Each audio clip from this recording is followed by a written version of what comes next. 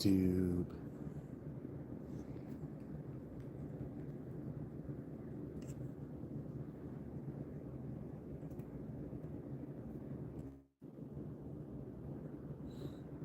I am currently listening to, and I'm going to react to, well, listening to for the first time, I'm going to react to Mastodon's new single. It's called In the Ruins. It starts on a pretty 1970s riff.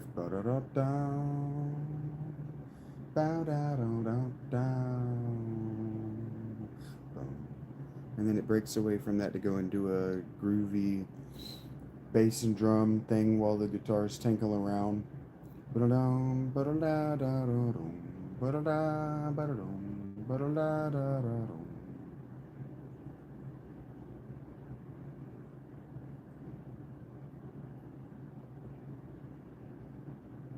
The bassist, his name's not coming to my mind right now, but he starts on vocals. Heavily distorted, sounds kind of like a megaphone.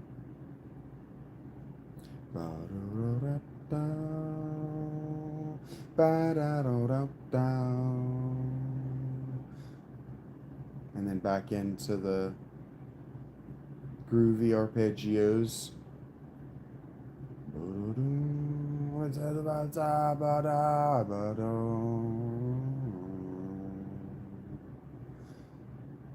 It fits together very nicely.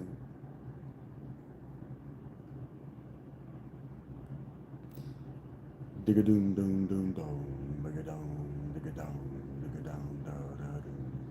Ooh, and then it goes jigga jigga jigga jigga da da da. It gets heavy. Da da da jigga jigga jigga jigga da da da jigga jigga jigga jigga da da da jigga jigga jigga jigga da da da digga digga digga digga da da da doom digga digga digga doom digga da da doom. I like that. Jigga jigga jigga jigga jigga digga digga digga digga digga digga digga digga digga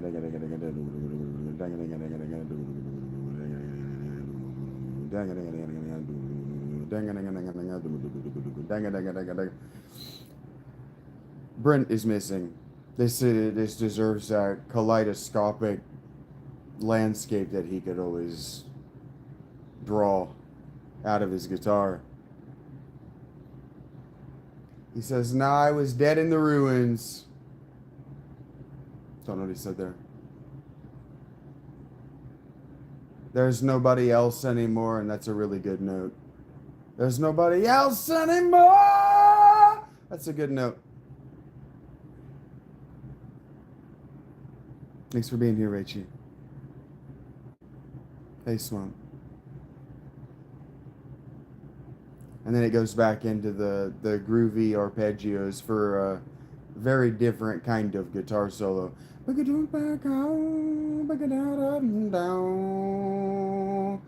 then I think he sang the Wishing Well during the chorus. He's I cannot think of his name right now, but it's the bassist. He's doing his voice. He's going back and forth between singing clean and singing loud. It's always kind of distorted with him, and it's under all of this distortion anyway. It sounds like a megaphone.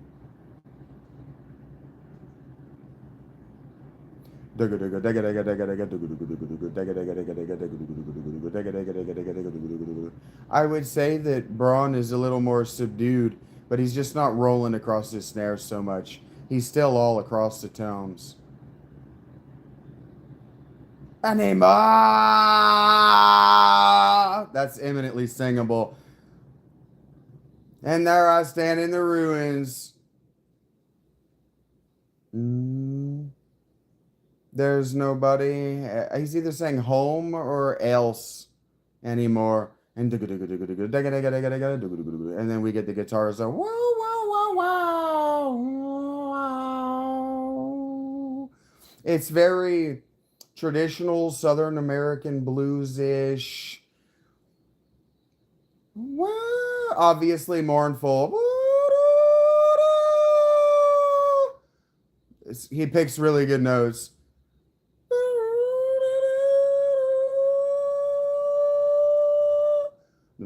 Bagadadadoo, bagadadadoo, bagadadadoo, bagadadadoo, dagadadadoo, dagadadadoo, dagadadadoo, dagadadadoo.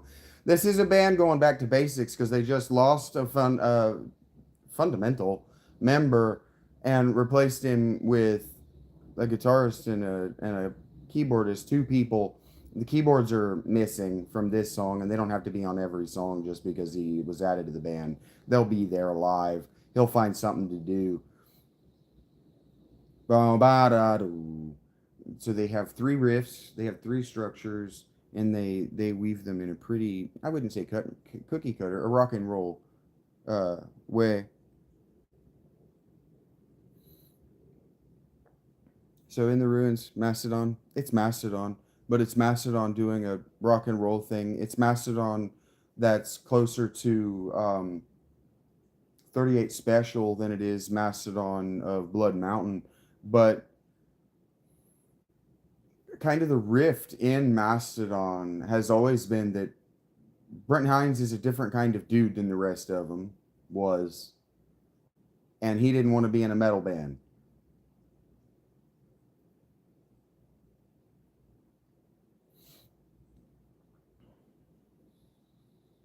So the record comes out in a couple of days. I haven't really talked about the new ones, the other singles. 11 months, Rachie. Thank you for being here for so long. Give me just a second.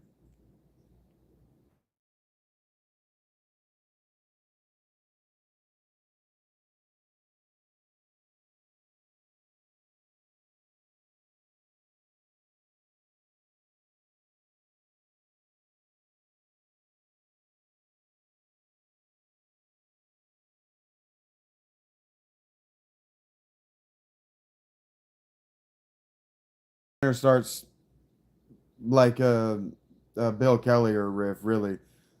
All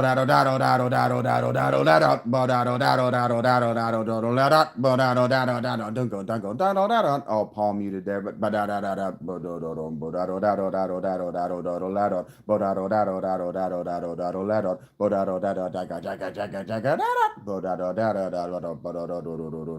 that's like this is Bill Keller all over it.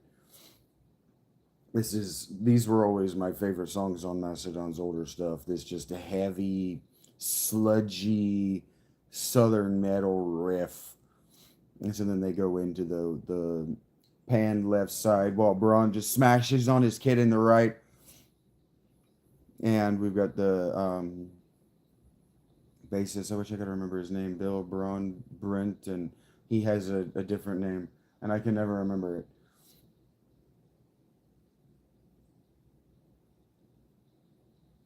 And then Braun takes over for the chorus, and he's way up there.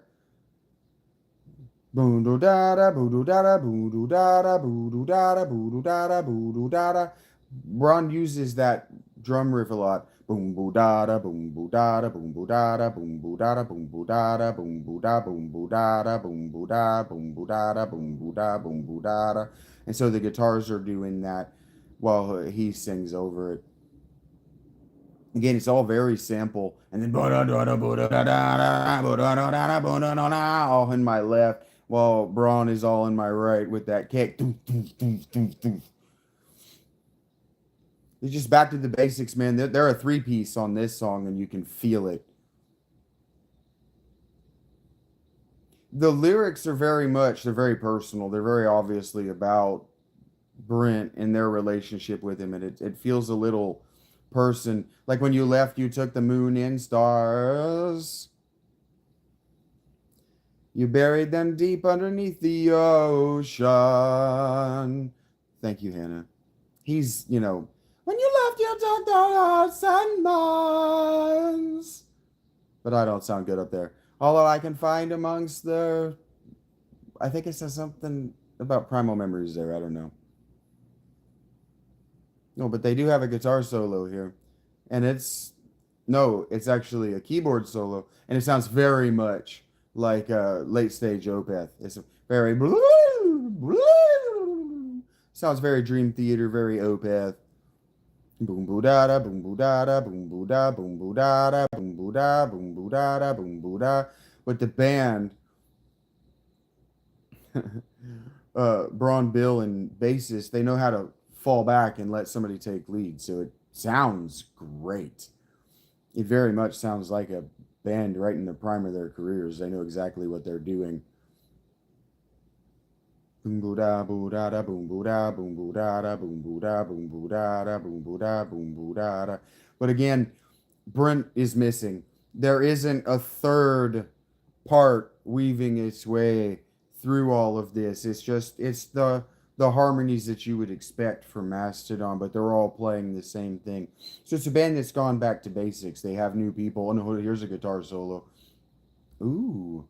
It had a lot of the, but that's a Southern thing, not a Brent thing. So he's totally allowed to do this. But this sounds like somebody playing a Brent tribute, and I really dug it. And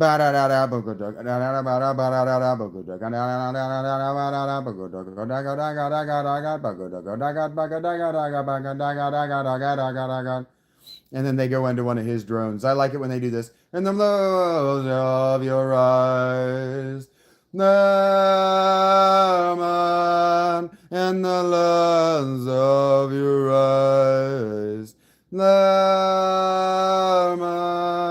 in the lens of your eyes, man, in the lens of your eyes.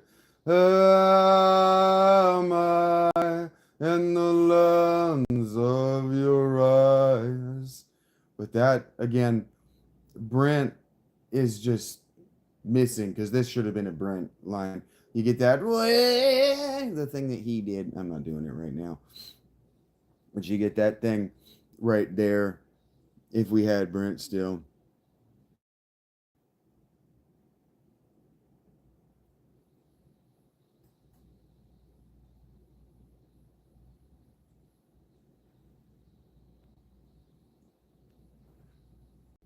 And then it starts heavy as shit.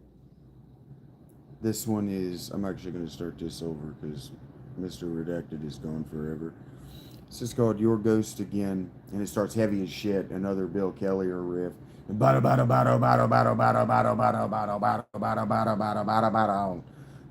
the bassist starts right out shouting. I'm not going to try to do it this morning.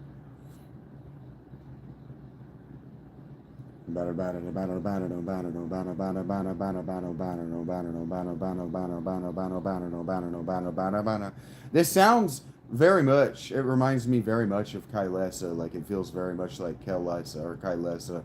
And then it goes way psychedelic. The guitars playing these sounds that kind of meet in the middle with one another and kind of bounce back across one another as the waves crest and dip while Braun sings over, and that haunting thing that he does, that flow, and then way back into the heavy, and then just jarringly into the psychedelic. This is them trying to experiment with having keys. You can get this 70s that organs where they don't belong sound. It sounds kind of like it kind of reminds me of oh, Asleep in the Deep, I think is what it's called. And then the I Saw Your Ghost Again line. This song is so personal, and I mean it's really obvious what he's talking about. I saw your ghost again. I mean, what else is he talking about? His mom, by the way, feeling the regret. It could be about either of them. And then we get the bassist is doing his mournful yell over all of it. I'm not trying it tonight. Where it sounds like he's splitting his voice and it kind of falls over the bar. I really like it when he does that. All I ever was for you to say to me was that you were safe and sound.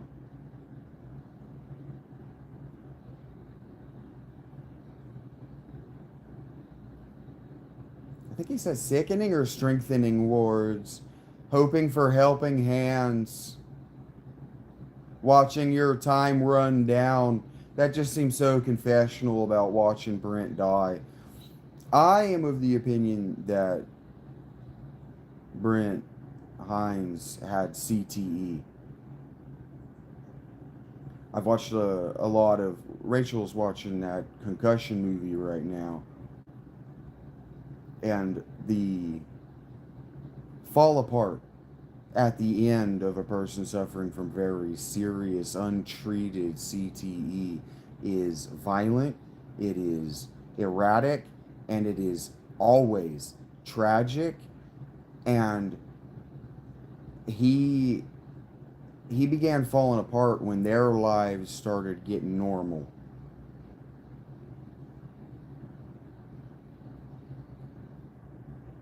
The new record isn't actually out, but I'm listening to the 3 singles that are out. And then this just straight up sounds like Opeth. It's the keys. Batterdo, batterdo, boom, boom, boom. Batterdo, batterdo, boom, boom, ba. Batterdo, batterdo, boom, boom, boom. Batterdo, batterdo, batterdo, ba. Batterdo, boom, boom, boom, boom, boom. It's super cool, but it sounds straight up like the Sorceress. It sounds like new Opeth. Batterdo, batterdo, batterdo, batterdo. But I think that Joan Noguero, I think he was in Opeth for a minute. You don't just sit and listen to records all the way through when they come out. We could sit and listen to Catatonia's new record. I haven't listened to it but the once, and I didn't finish it. It's not good. It's actually really bad. The singles are okay, but the singles are trying to sound like I've been awake for too long. Anders is still in the band, so kind of ugly, that situation. That whole situation is too ugly to really want to sit in and talk about, though. You guys aren't going to want to listen. Hi, Sandy. I like to sit and listen to records all the way through. You already did, Lucas. Did anyone stop you?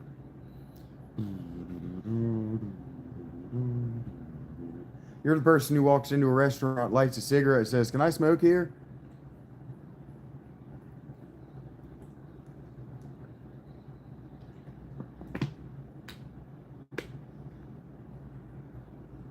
We might get new Kylesa. Here, I know what we can do.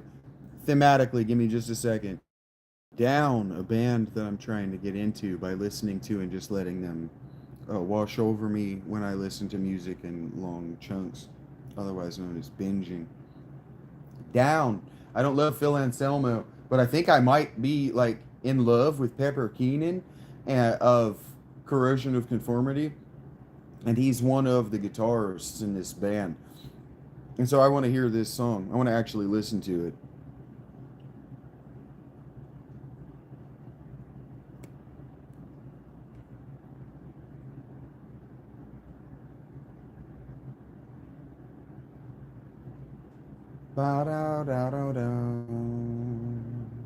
This is bluesy and southern as fuck. Bow wow. Makes me miss North Carolina.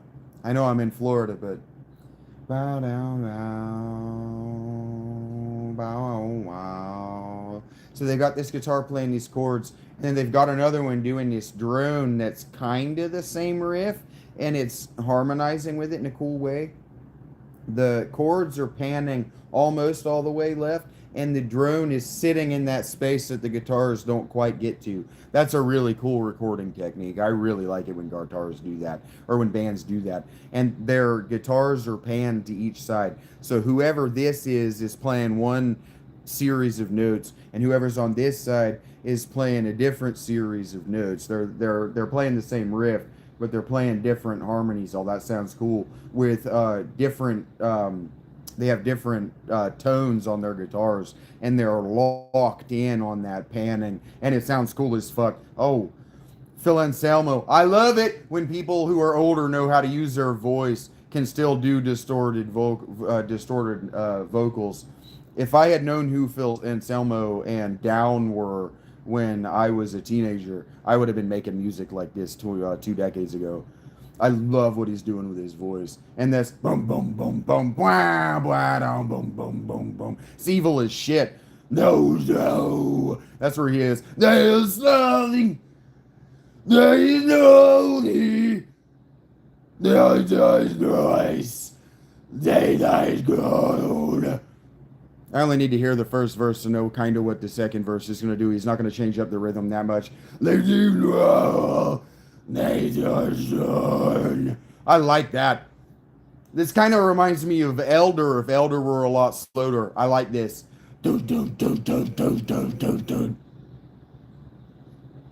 This is just fucking good, fucking sludge, doomy, fucking metal. We are the dead marching in exile, he says. Bow do dow dow dow do. Ooh, dum dum ba da boom boom boom boom ba da. This is heavy as shit, Rachel. I don't know what this would do to your speakers because your speakers aren't tuned right for real music. Whoa, nice! I love what he's doing with his voice. You won't fuck your throat up. You can do a whole tour and not fuck your throat up doing this. It all lives right in the middle, right below his speaking voice. And it doesn't have to be loud because the guitars are chugging under it. So you pan his voice off the monitors from the front of the stage, and all of that thump behind it's going to catch his voice and push it into the crowd. And it's going to sound fucking epic. It's going to sound evil. Embellished sons. I like that. That's a good line.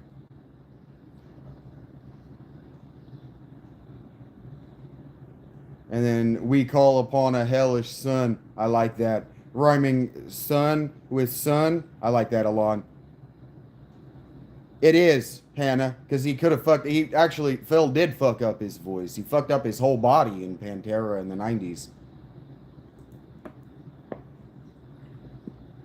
Got seriously addicted to painkillers, and now he's allegedly connected to the neo-Nazi community.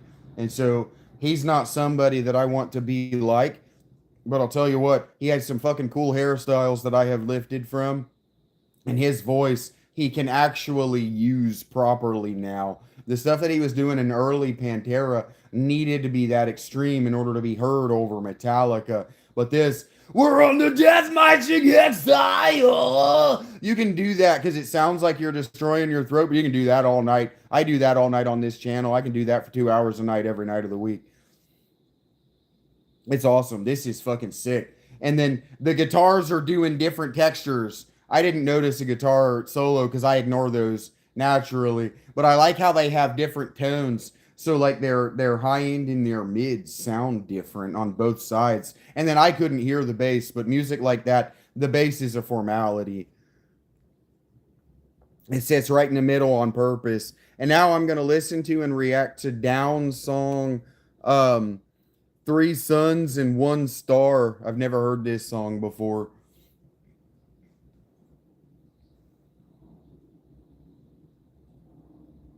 Yeah, Rammstein, I'm sure he can't sing like that.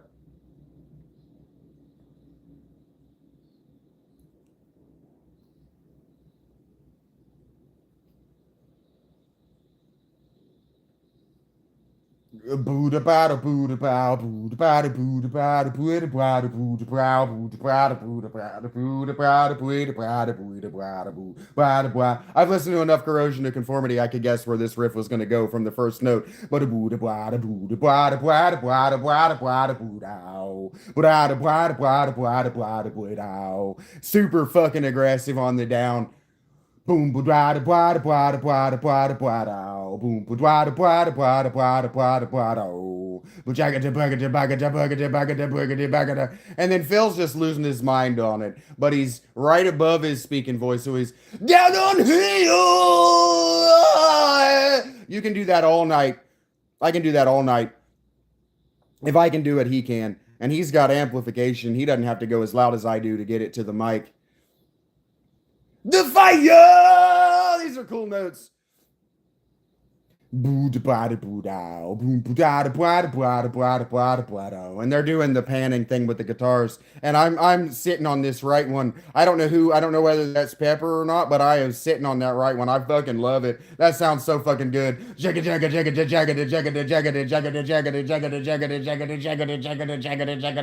I don't care what the lyrics are until I've heard it a few times. So long as music like this, so long as the guitars are getting it done, I don't give a shit what he's saying, so long as it sounds cool. I rule the dead. No, you don't. It just sounds cool to say that. This life I live again. It just sounds cool live. All day long. Living right there and where your voice is going to crack because it sounds cool to let your voice crack in Southern music. No higher. He's just right there and is speaking. Rue the day.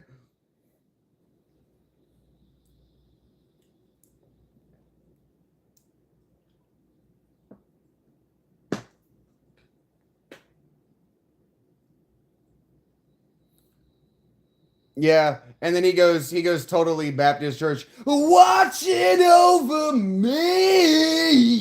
Yeah. It's so good. Boo da ba da boo da ba da boom boo da da boom boo da da boom boo da da ba da. It's man, it's so fucking dirty. Boo boo da da ba da ba da boom. I don't know when this was released, but I know it wasn't their first record. It's so fucking dirty and southern, man. Wow, wow. It's all doing that. Thank you, Hannah. Rachel knows enough now, whether wherever she is, and that's not a shot. I know that she's between here and her treatment. She knows enough now about the evolution of country music from soul and blues and jazz and old farmhand songs and then American praise music, gospel, and old continental folk music. She knows how that all mesh, and this band is from Louisiana and they're trying to sound like what Louisiana sounds like through distorted guitars. And man, it's just so fucking dirty and southern as fuck. When he does that, you can get away with that like maybe 3 or 4 times a night. Desire! You can do that all night. Thank you, Cindy.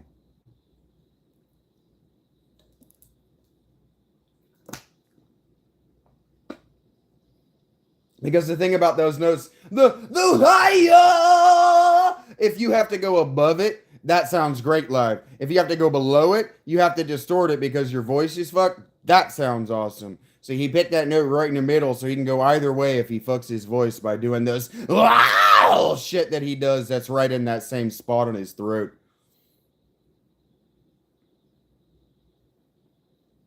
There it is. That's Pepper.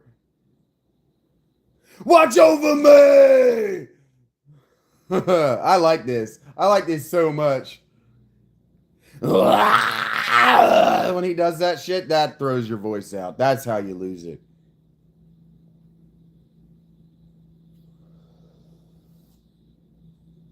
When they're live, that's why he cups the microphone. He has to do that down here. He has to barely hit it. He has to really and barely hit it, or he'll lose his voice. He has basically put the fucking microphone in his mouth. Wow. Wow. Wow. This is Down's Mourn. I've never heard this either, and it's the same old trick. This one's more drums. The drums really stand out in this one. He's got that. See, you guys just aren't listening to music. I'm telling you, you're not listening to music if you don't like the snare or you think that the snare stands out on Saint Anger. That snare sounds like every Southern sludge and punk band from 1990 until the creation of that record. It sounds like exactly like what Slipknot was going for when they were trying to get played on the radio, because that Southern sludge and doom and punk couldn't get played on the radio.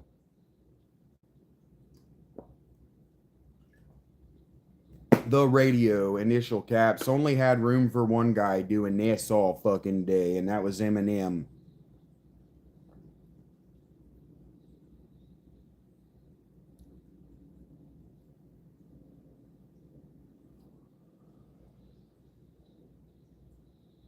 See, you would like this if your speakers worked, Rachel.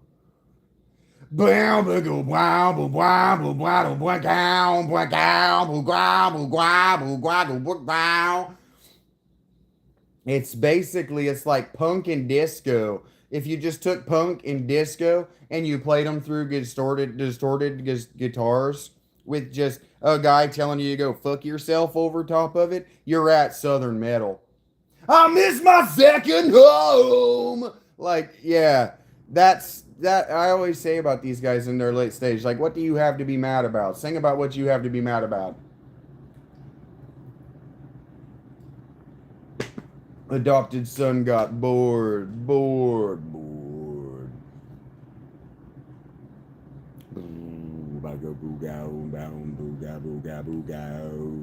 It's called Mourn, Mourn. In this sacred empty space. And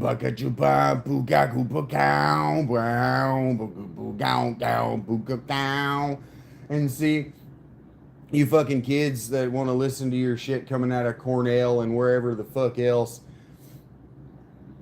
your music schools, you don't know anything about the history of American music. If you knew anything about the history of American music, you would know not to trust those jackholes.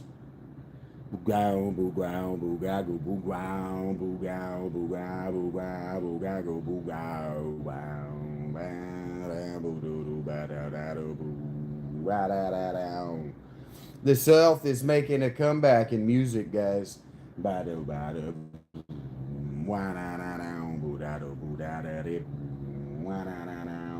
If you knew anything about music, you would know. I did not do that picture behind me. If you knew anything about the history of American music, you would know that there was a time in the 19th century when this country was almost lost to white kids from universities pretending to be black kids. Kind of like how the black kids from university in this country pretend to be from the inner city. Anyway, what happened was that the American South looked around and said, no, fuck you, and made real music. Now, that music was pigeonholed by those same university dickheads as country and western and folk later in the 60s. But real American metal can't come from above the Mason-Dixon line unless it's been listening to stuff from beneath it. Because in order to be metal, you have to be avant-garde, and you have to be doing it with this finger. If you're not doing that, you're not playing metal. So for an example, Lady Gaga's first two records were written like this. They were metal. Everything since then has been written like this, and it's bad.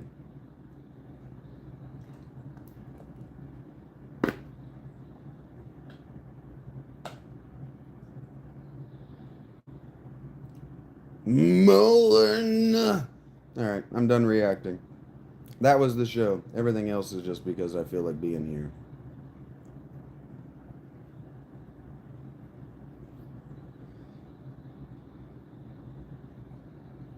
Listen to all your favorite tunes from the 90s that were on the radio. Listen to Stone Temple Pilots. They're from California, but they sound like Billy Ray Cyrus when they do their vowels. Listen to Tool.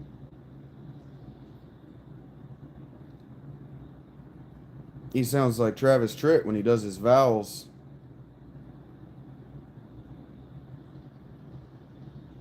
All your favorite songs from the 90s were trying to sound like they came from the South. Because if it came from the South, you knew it was either good, always, and authentic. Until Rascal Flatts.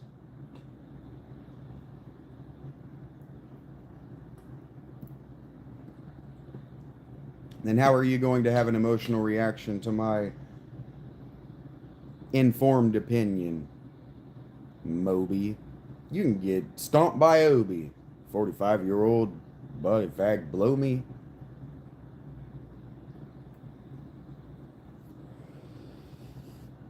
You're too old, let go. Nobody listen to techno.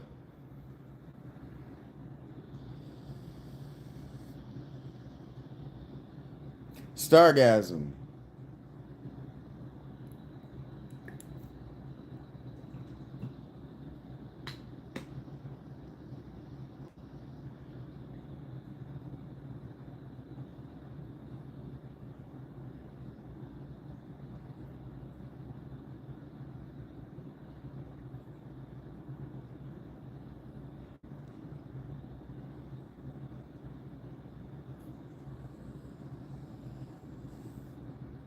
It seemed appropriate had I had referenced Eminem as the only person from above the Mason-Dixon line who was waving a middle finger around. Does nobody remember that?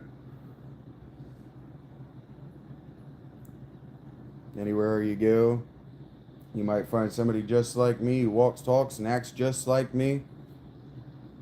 Hanging out in a Wendy's, spitting in your onion rings. You don't remember that?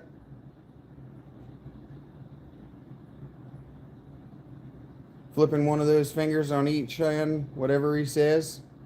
We don't remember that? Come on. Y'all gonna walk around with your saggy jeans and your backward turned caps? And you're gonna act like you don't know the history? That long is from Feels So Empty.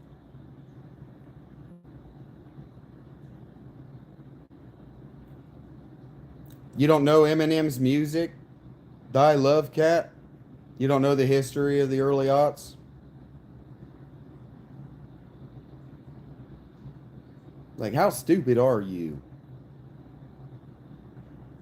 The question is valid and kind of deserves an answer.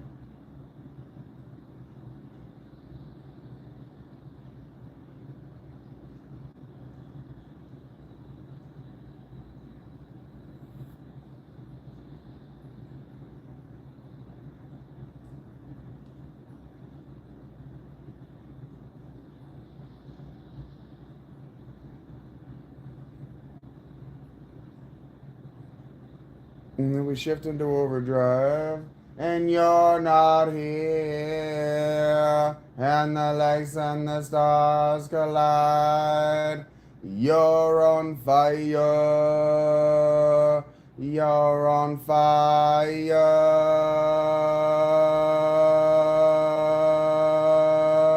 You're on fire.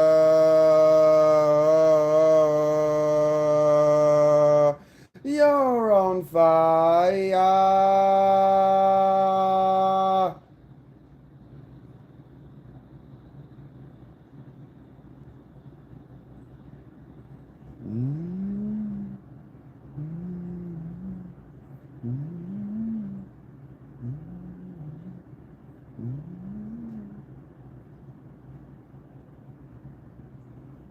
That's going to be heavy.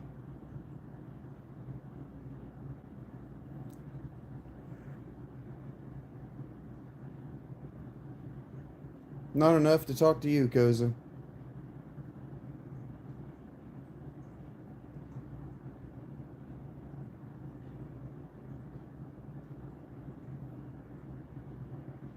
And I love that these guys all sound like this, because they've wrecked their voice. Hey, y'all. This is what I sound like now.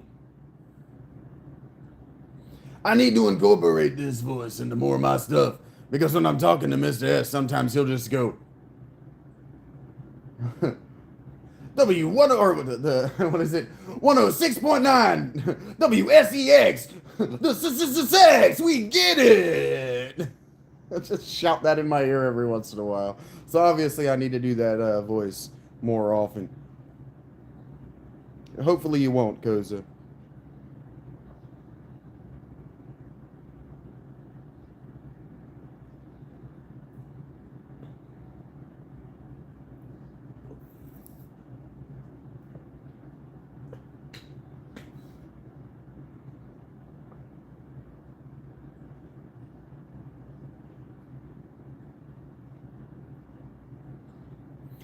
That was my radio DJ voice. You don't remember that?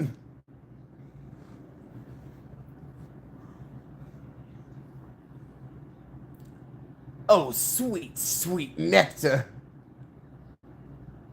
My poo looks like it's tearing ass, but it's sitting still.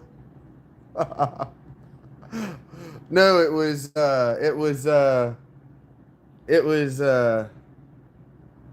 that cut you did of Satisfactory when I was down working on my damn power plants and I started yelling at that thing. It was right after, or no, it was right before I did the, all right, you son of a bitch, I'll be right back.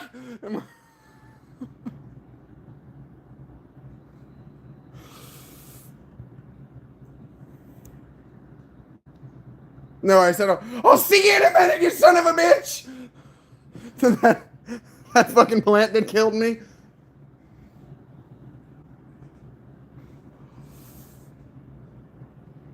Not you. I'm sorry, Hannah. I saw blue words.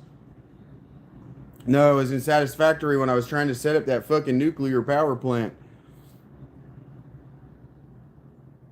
And I kept dying on that damn plant. And I was running around and I was trying to amuse myself.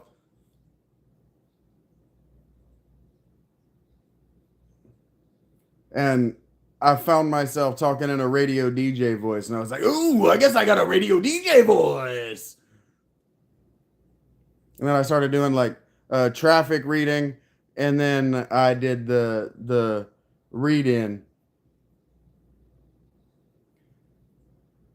1069 WSEX, the sex, we get it.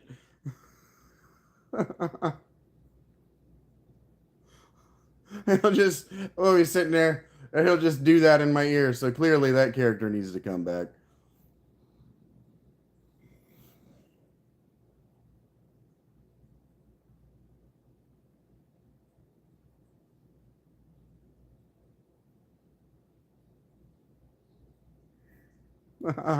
No, it's not. Yeah, the pirate almost came out while I was doing the porch tonight. I was doing such a bad job.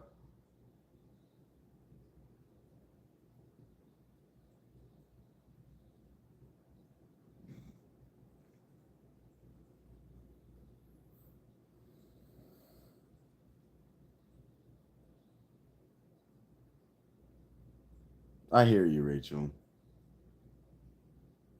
He says, my head is in a bad place, but I'm having such a good time.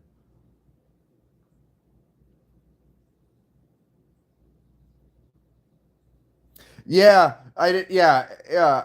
I did a voice that was too close to it when I first came in. I was doing a voice that was down there in that same place, and then I was running around on the skateboard, or I had bought a car or something, and I found myself doing the radio DJ voice, and I went, "This is not my voice," or whatever. What do I even sound like?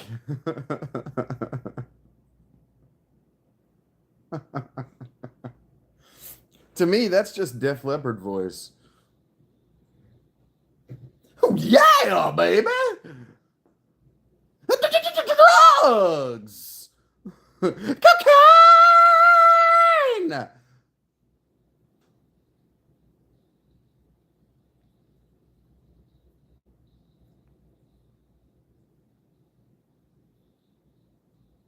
This is Meshuggah. That's heavy as fuck. That's not what I expected to play in a down playlist.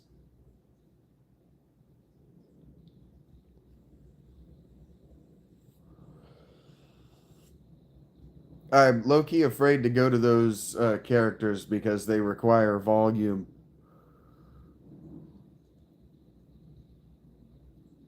Love Bites? Is that a Def Leppard song? I don't actually know their music.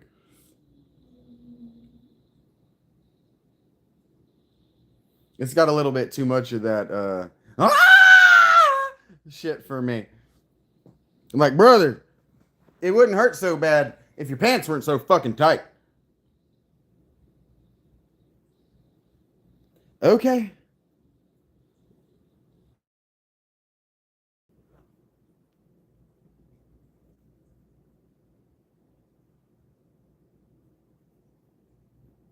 All right, it starts on that weird synth shit in a guitar riff that echoes with tons of reverb and an extremely open kick. Chuck, chuck, chuck, chuck, chuck. Lots of echo on this. We are in somebody's bathroom right now. When you make love. Yep. Do you look in the mirror? What do you think of? Does he look like me? Do you tell lies? I say that it's forever. Do you think twice? Or just touch and see? I don't know the song. I'm just echoing it. Oh, babe, I care when you make love. Ooh, the bass I like. Doodle-dum, booga, booga, boom. Doodle-ba-dum, booga-gum, boodum-boogum, boodadum, boodum-ba-do-boodum. Oh, come on, I don't want to touch you to the baby. Now he says making love to you might drive me crazy. Why not make love with her, my friend? It's I need you to sit right there, and I'm going to do it to you. I don't want to be there when you decide you're ready. Love bites. 'Cause baby, you're touching me. Wow! Yeah. I'm sorry. This is so gay. That's what I need.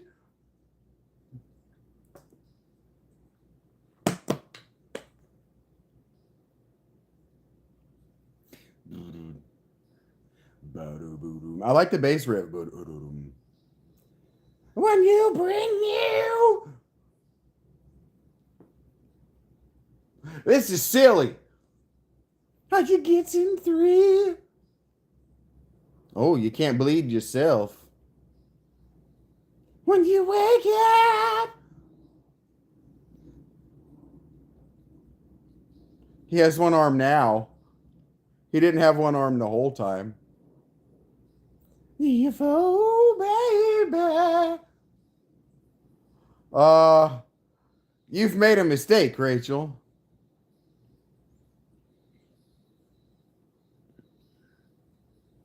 You've made a mistake. Wow! Love bites and beats. It's bringing me to my knees. Oh, love died. It's not a surprise. Love begs and it pleads. He says it's what I need. Ooh. The guitar part's cool though.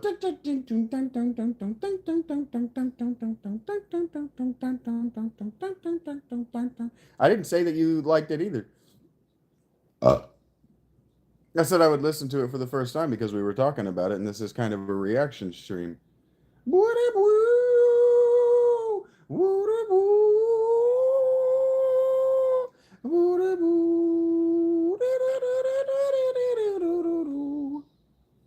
I don't want to touch you too much, baby. Can't get love with you, man, drive me crazy.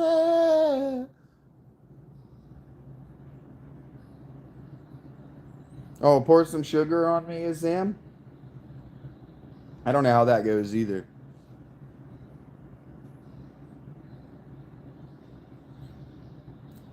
Women were weird in the 80s.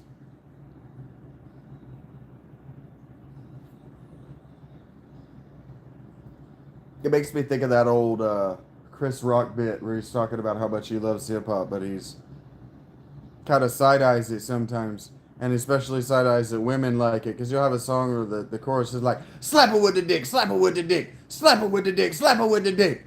And you'll be like talking to your girlfriend, like, why are you listening to that? And she's like, he's not talking about me. And then you listen further in this song, and it's like, Get in there, get in there. Yeah, talk about Christina. Get in there, get in there. And it's like, deaf is not good. It's kind of bad.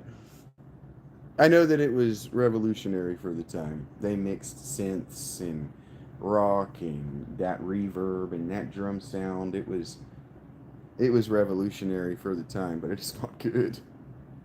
It's not good. It wasn't good for the time. The lyrics are so egotistical. It's hilarious. But, they were 20. What do they know? Certainly about love.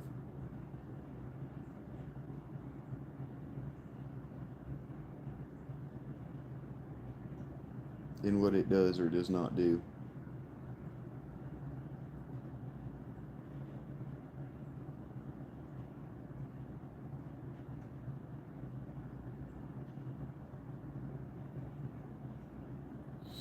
There's a non-zero chance that tonight's stream features a character that sounds very different. I would not, Turtle. Coming from The Cure.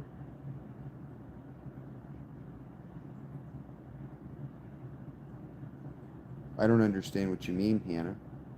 You mean for you bouncing off the band The Cure, Def Leppard's approach to love songs?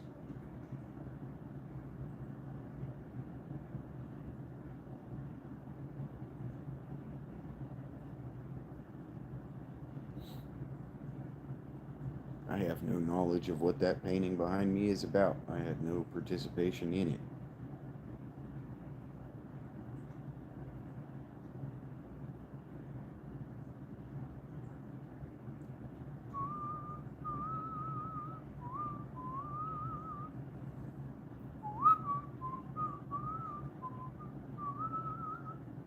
It's not a bad melody.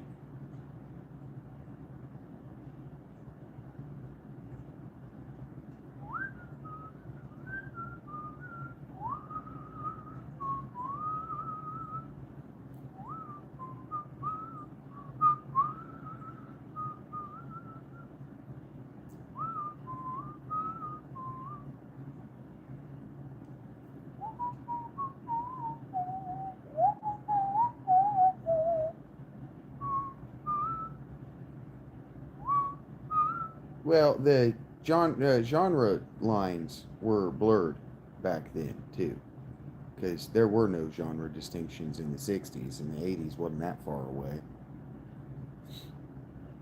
It took the 90s for rigid genre distinctions. That's why alternative.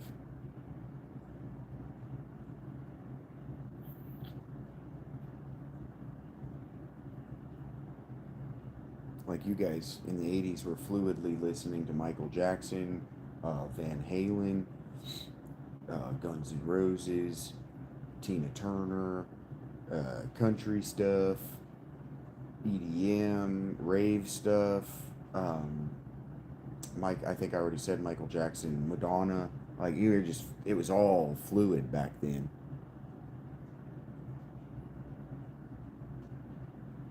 Yeah,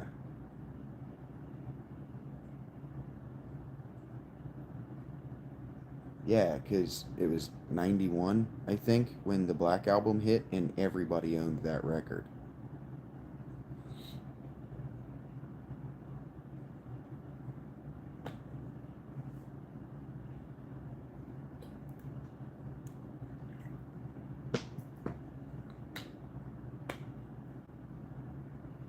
What we consider genre music today was significantly more fluid back then.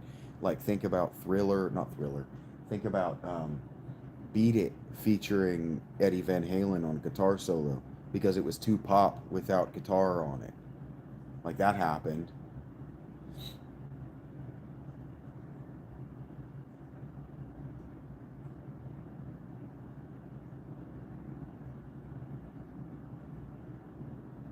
That's how you feel, Tim.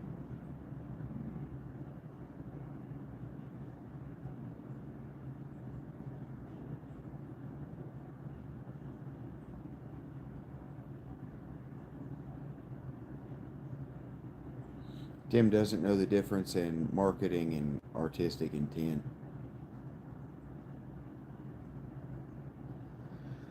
So Tim's contribution is irrelevant.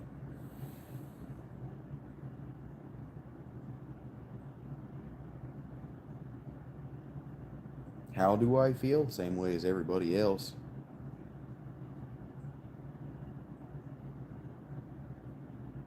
Sense of touch, my sensitivity to moisture and heat, they're all doing the thing that yours are. You'd have to define what globalism is, Tim, and you'd have to demonstrate evidence of it, and you can do neither. Yes, Turtle. Yeah, Michael Jackson blended the distinct genres of rock and roll and pop.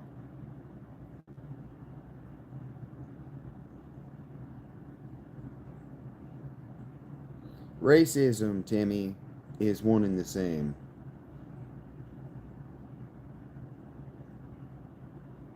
Small world whites just want to be allowed to shoot black people.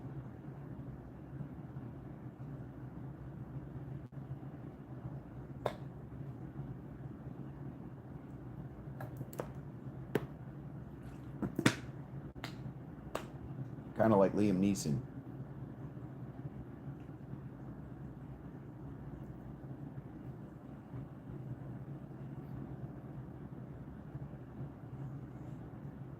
Anyway, his name is taken from fucking Mary Poppins, which couldn't be more globalist. Tim Timony, Tim Tim Taroo, that guy's a dickhead, and so who are you?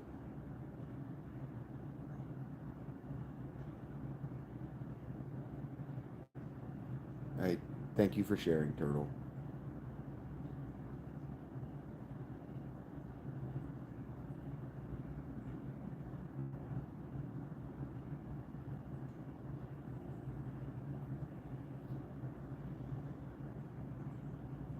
Do you think that people realize that there's a specific statute in the Bible that kind of suggests that you avoid sacred cattle?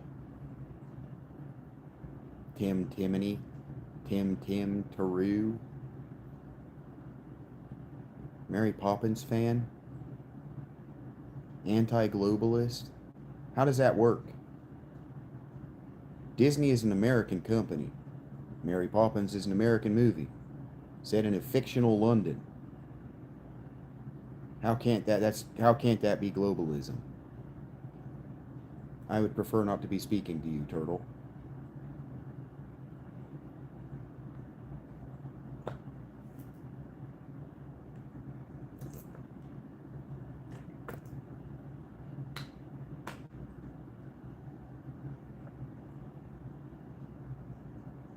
It's a small world after all. Come on, Tim. Colin doesn't make a good hat.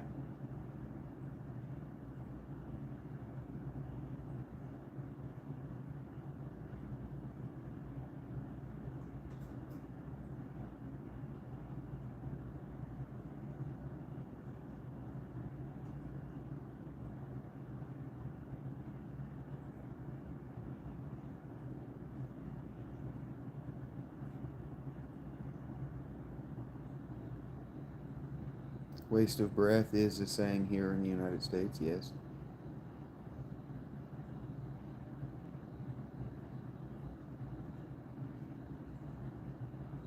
To waste one's breath is to get involved in a heated and long-winded argument that is, in the end, a pointless endeavor and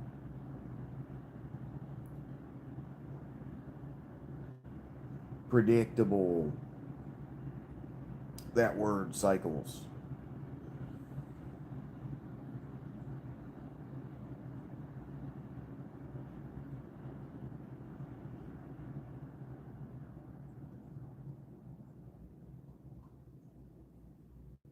A lot of that in the air, for real.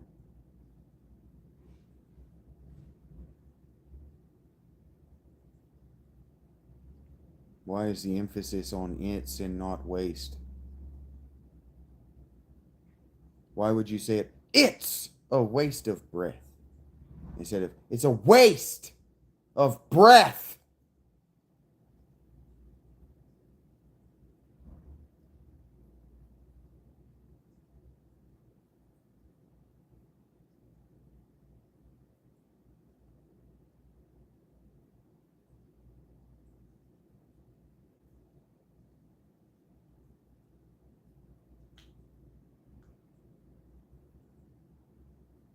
Depends, Hannah. If it's possessive, it doesn't have the apostrophe. That trips me up all the time.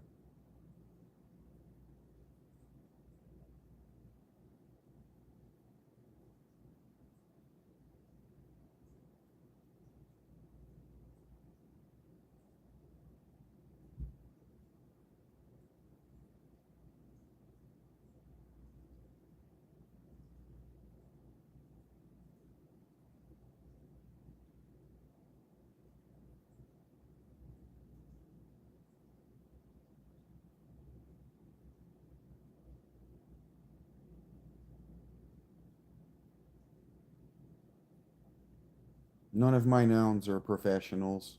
Football. It's a decent song. I Am Human by that one band.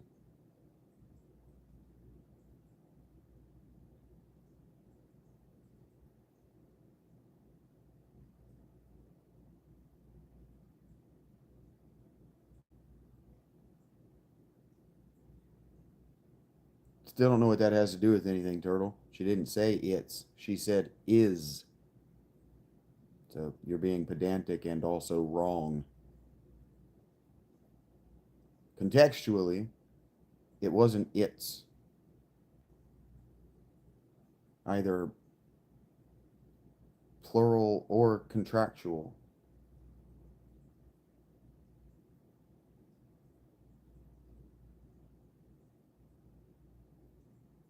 There was a defined noun, subject of the sentence.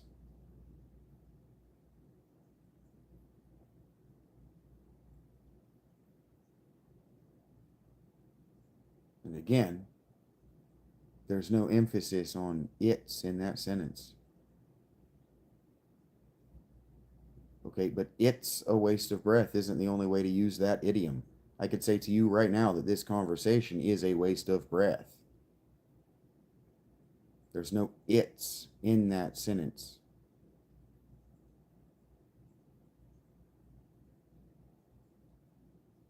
Okay, Rachie.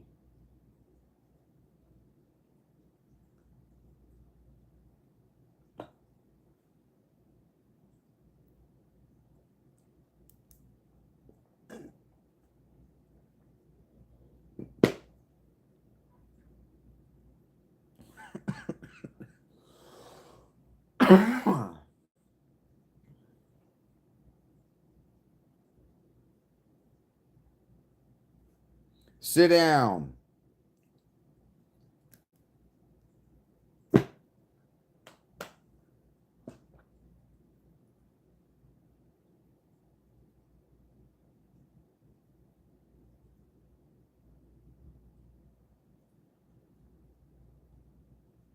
There doesn't need to be a precursor, Turtle.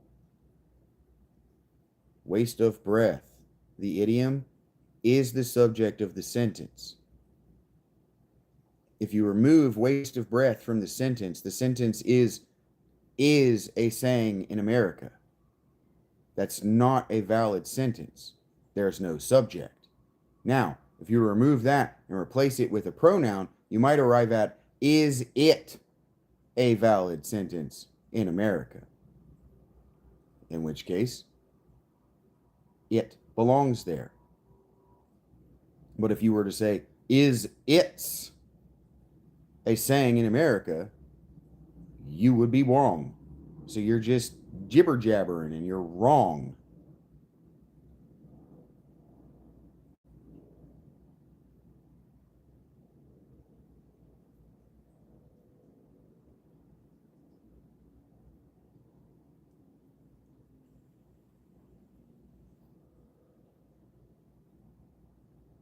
You're gonna okay buddy me, but you can't argue the grammar. You don't know the difference in a subject, a verb, a pronoun, a preposition, an idiom, and whatever thing you think you picked up in second grade. You didn't put a comma there after okay. So you only know one grammar rule, and you're just gonna say it to everybody you meet, whether it fits or doesn't. But you're gonna buddy me. Right on.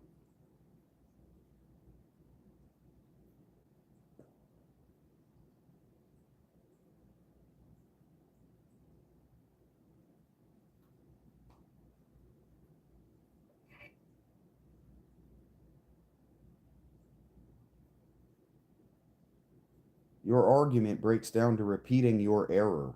That's not an argument. It's just repetition of the error. Again, recursive cycles. Wasting breath. Yeah, no shit about writing. Next, he's going to go, oh, it's just YouTube.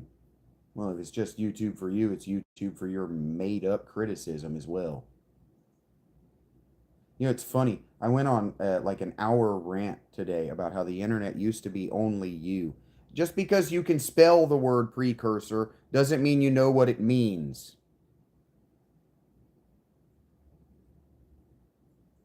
Precursor is an inaccurate and useless word in this sentence. There was no precursor sentence. It was a standalone sentence with a subject and a verb that agreed. I don't need to spell precursor. I know what it means.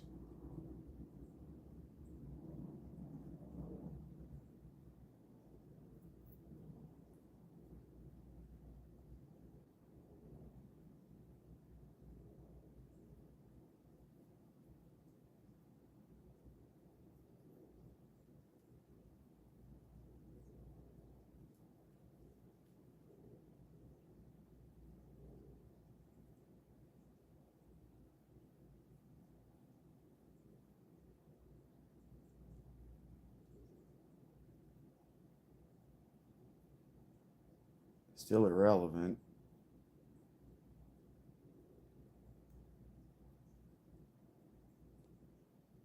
A panda eats shoots and leaves. Still irrelevant, turtle. I remember saying that I would prefer not to be speaking to you. The polite thing would have been to shut the fuck up. Well, a polite person doesn't correct a stranger's grammar and be wrong.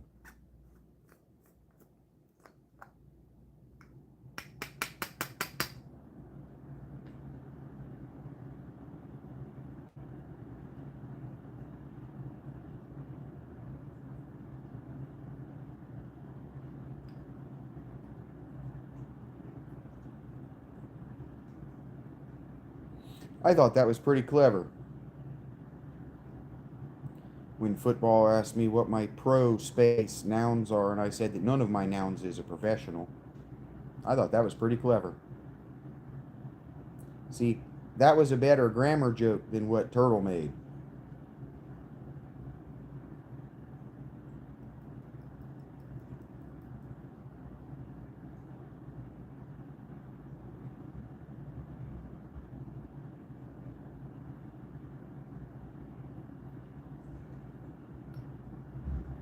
But yeah, I went on like a half-hour rant today about how the internet used to be full of dickheads like him, and on its own level, I go live to shame them constantly.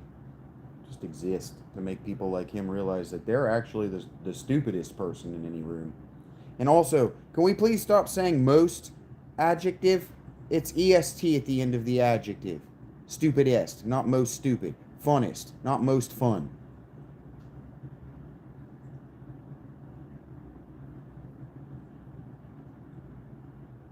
Doesn't matter whether it's Hannah's native language or not. Autocorrect is a bitch.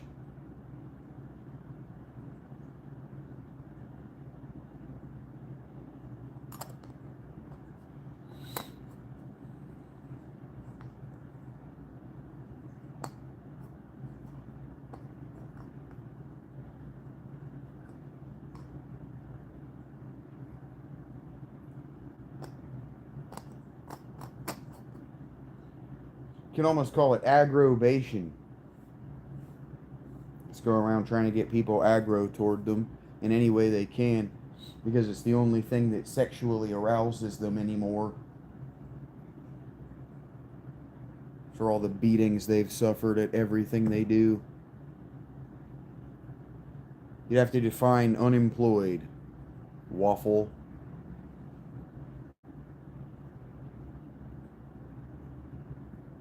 Okay, Rachel.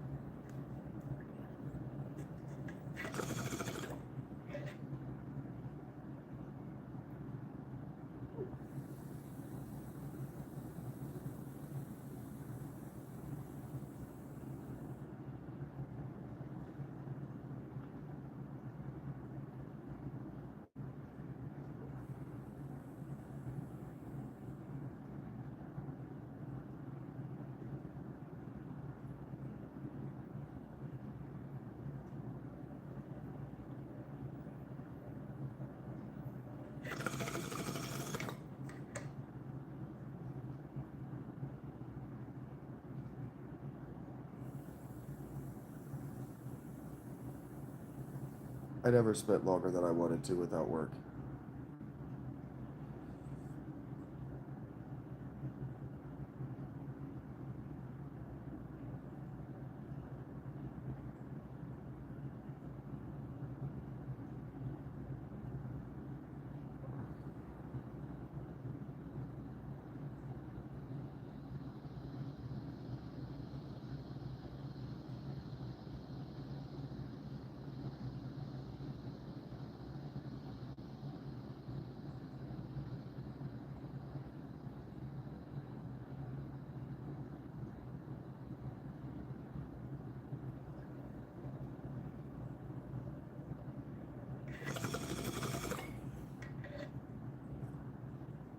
Liam, is that a question or are you doing observational comedy?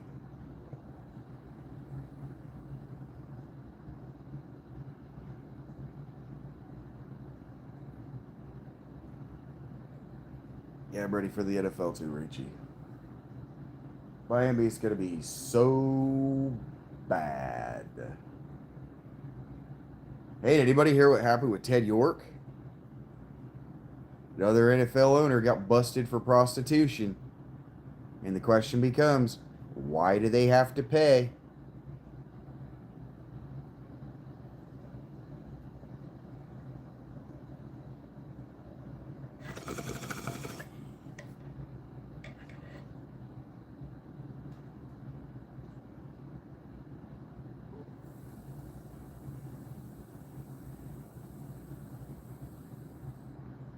Fuck are you talking about, Sarah? Why are you talking about Maynard?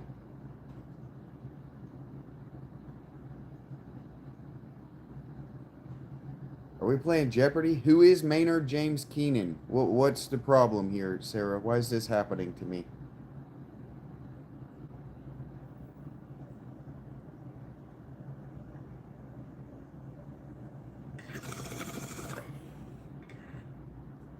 I'll take bald assholes for 700. Sarah.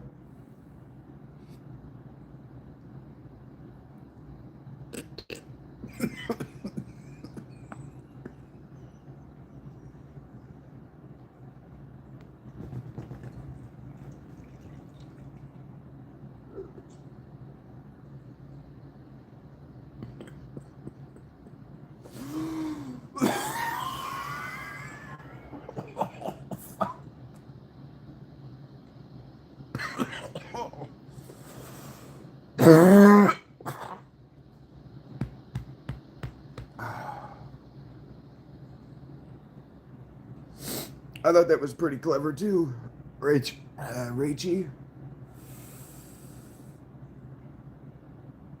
If Sarah is trying to describe me, she has a very different definition of making it big than I do. I don't know who the fuck Sarah thinks she is. Who the fuck she thinks I am? What the fuck she thinks she's talking about? But if she would like to take the time to articulate herself, I'll fucking listen.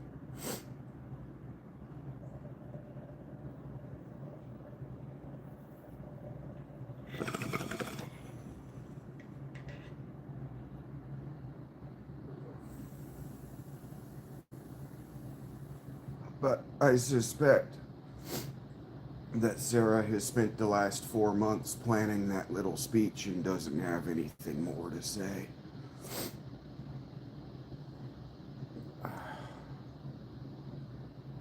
Let's see what happens.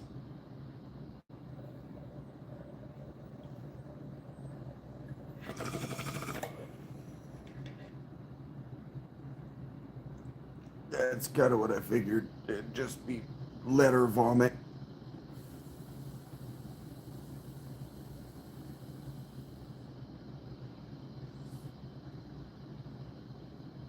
Yep. Oof.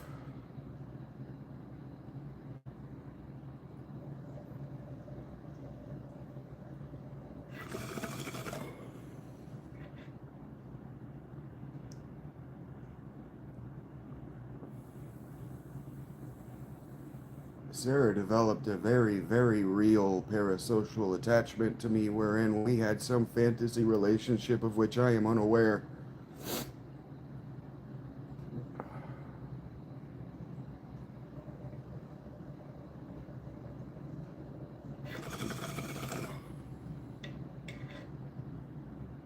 I'm not going to pretend that I remember you, Sarah.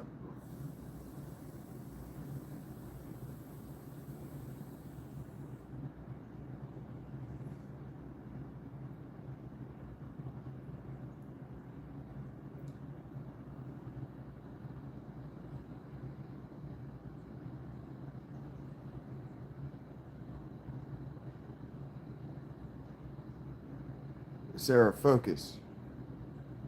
I know I was describing you.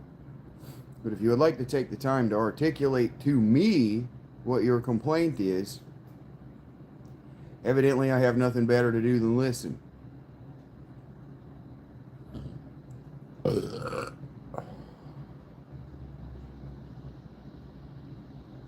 Because evidently, Sarah,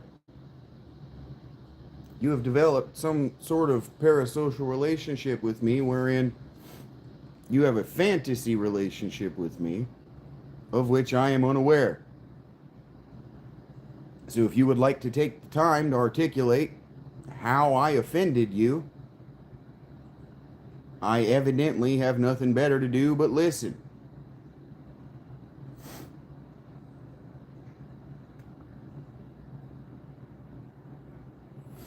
Oh, that makes me miss Eric, Rach.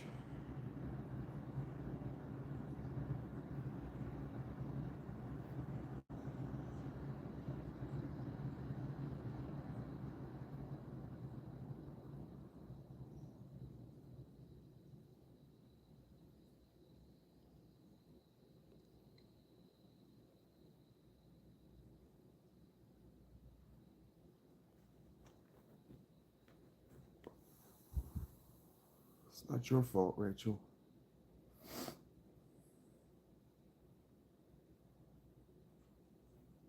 The only weapon against ignorance, the only weapon against hate is the truth.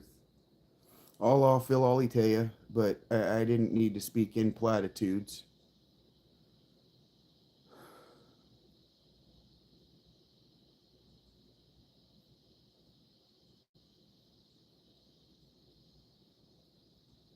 Every time I say that, I wait for somebody to do the pedantic, okay, well, what's the truth? Or how do you arrive at the truth?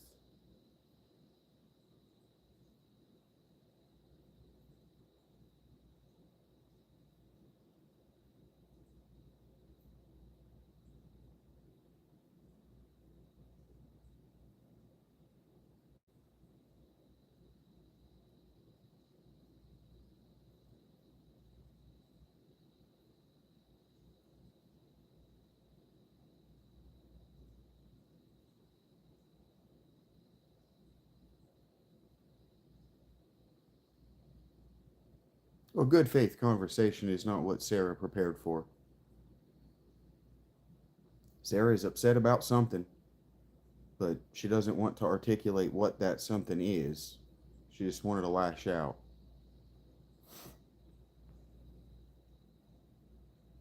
I don't think she knew about you, Rachel. I think in her mind she was going to rescue me. And so now, whatever she thought I was doing, I'm betraying in some way. I don't know. I don't know what she's seen or hasn't seen in the last 4 months. I don't know Sarah. But evidently, Sarah thinks she knows me very well. A common misconception.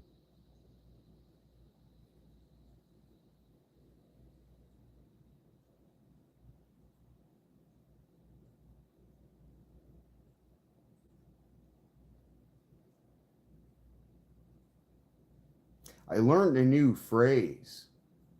Oh, evidently I'm Nick Cage when I get this stoned.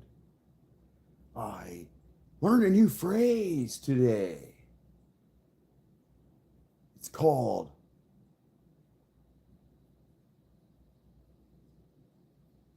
destiny theft.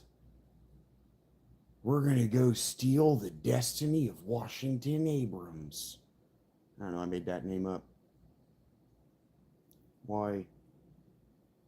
Why do they have it typed out so fast? Like, how many times have you written that your phone just knows what you're going to say?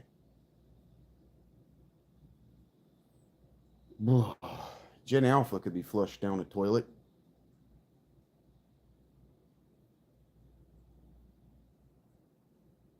Future's fucked.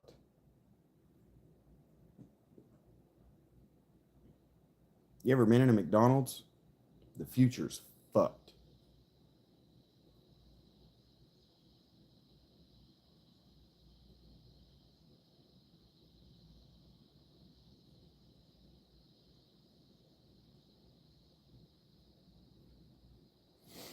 No authenticity. They saw somebody else do it, so they copy pasted it because they got nothing better to do. Between jerking off and getting beat up by their parents, they got nothing better to do. So we just right on. Hey, have you ever heard there's this Buddhist story. It's like a teaching story. You ever heard this story? It's the monk at the mountain. It's my favorite Buddhist teaching story. You ever heard that story? The monk at the mountain?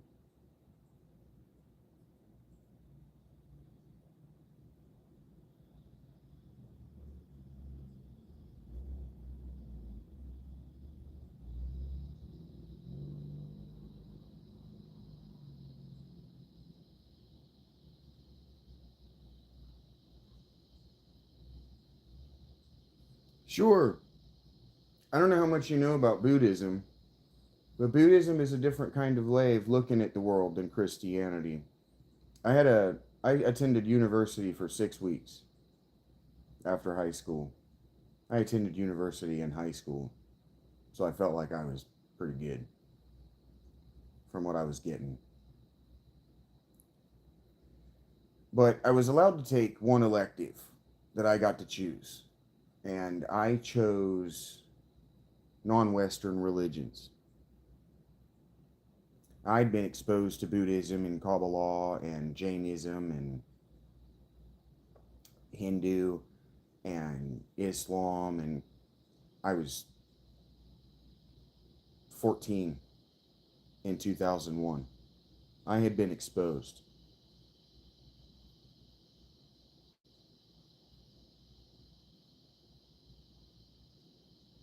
And so when I got to his class and he starts talking about the history, really, of non-Western religions from the West to the East, he started at Jainism. He started at the tribal religions that undergird everything that would come after the Aryan or Indo-Aryan or Indo-European spread south.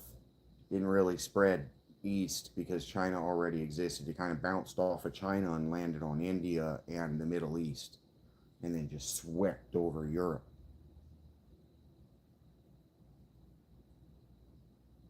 So Buddhism is a different kind of religion. Buddhism is post-Vedic, which means that it's thoroughly Indo-European in its affect.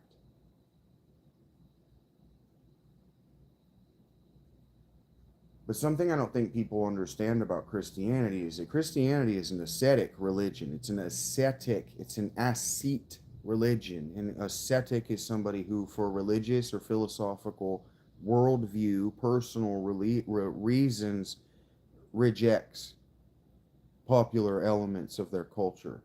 Christianity is an ascetic religion. But that doesn't mean that all the people who wear the cross or tattoo the fish or talk about Jesus live ascetic lives.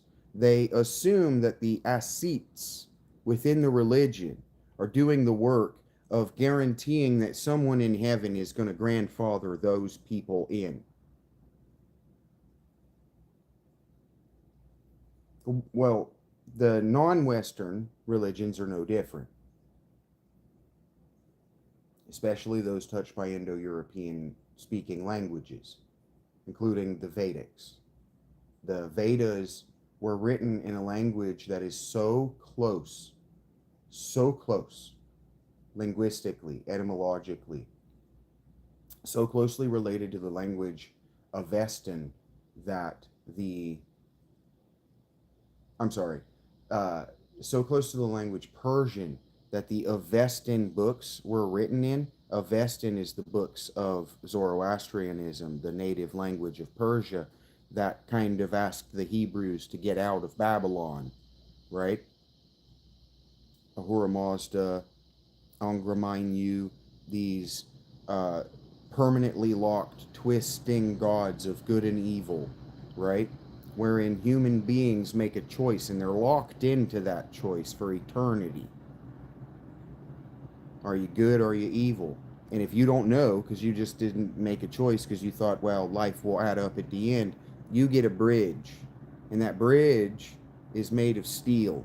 And that bridge widens or narrows depending on the good or the bad that you have done in your life, to the point that it can be infinitely wide or it can be infinitely narrow as a razor's edge. Get across that bridge into the afterlife. So a lot of people gambled back then that they were doing just enough good that somebody else within the religious hierarchy, this is Avestan now, this is the Zoroastrian faith, that somebody in the professional hierarchy was doing just enough good that that bridge was just accidentally a little bit wider because they just happened to be doing good by being accidentally involved with somebody in the religious hierarchy. Well, the Vedic Hindu religion isn't different. This is why the caste system, you're legitimately locked into your reincarnation. And you get lucky if you reincarnate upward. It's how that religion, it's how that civilization works. And so Buddhism is an ascetic religion that comes out of the Vedic Hindu faith system. Hindu is a comprehensive religion. It's a comprehensive government and faith system and mythological system that link together as one thing. And so everybody at every level of the caste makes sure that this thing doesn't tear itself apart. And the way that it doesn't tear itself apart is everyone capitulating to the reincarnation cycle of samsara with the hopes that top or bottom, the good that they do toward their dharma will be rewarded with their karma in the next life and they will be elevated. And so if you're at the top of civilization, the ideal is that you be elevated to deity and not have to go back into the reincarnation cycle. This is the way it worked. Buddhism is an ascetic religion that rejects all of that. It rejects all of it. It says, nah, we're going to go live in the woods. We're going to beg for food, and you're going to feed us. That's how that's going to go. So some number of decades, give me a second. Mull on that for a second. Sarah.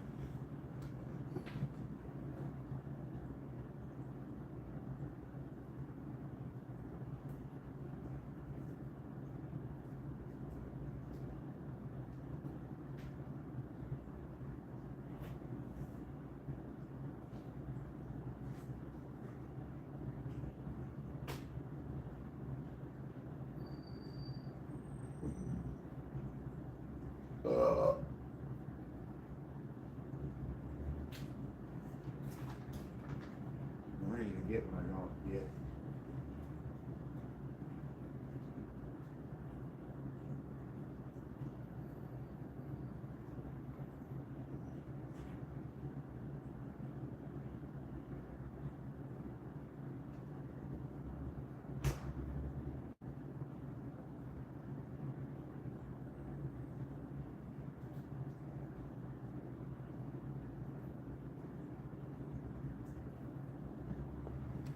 Okay, so anyway, as I was saying, Avestan and Vedic,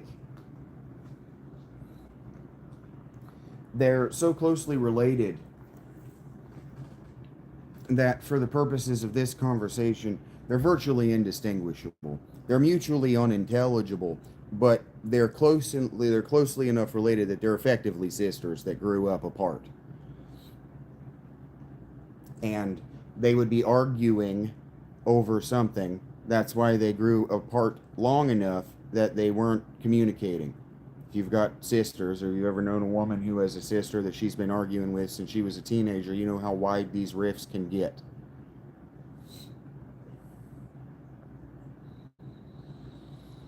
Buddhism is a rejection of that.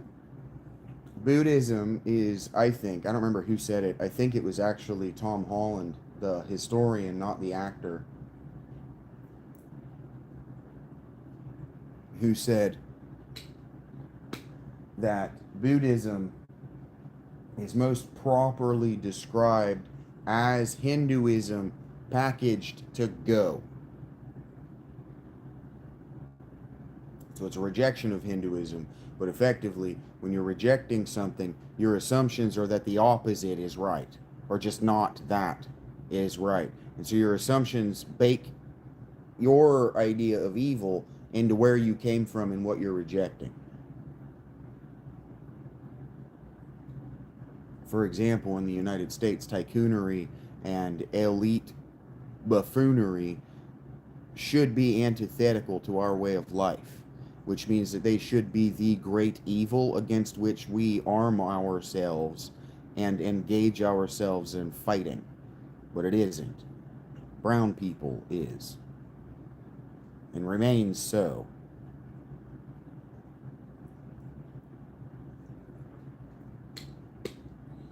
The reason that is, if you need to know, similar to Buddhism. That fight was too big. The local fight, with the people that you didn't know and that you had been mistreating for centuries, you did know. So that's the fight you fought. Fight the enemy you know. On some level, you can't prepare for the enemy you don't. Okay. So Buddhism, Hinduism package to go. In China, they have a lot of mountains. And they had a lot of foot travel along those mountains. You might be aware of the Himalayas. It's not in China, but it's irrelevant.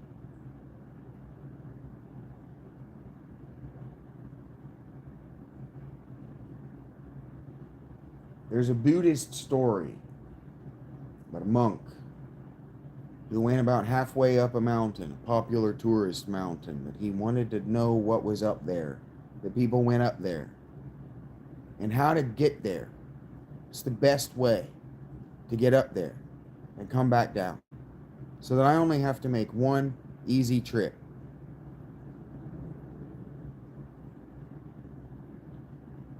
So he stops. He's in his monk robes. He's got his bowl. So he stops. People pass. They offer him food. And they break bread with him, effectively. They were talking rice, but whatever. They're going to break bread together. A tradition that is lost on modern people. But you see somebody who doesn't have food, and you split yours in half.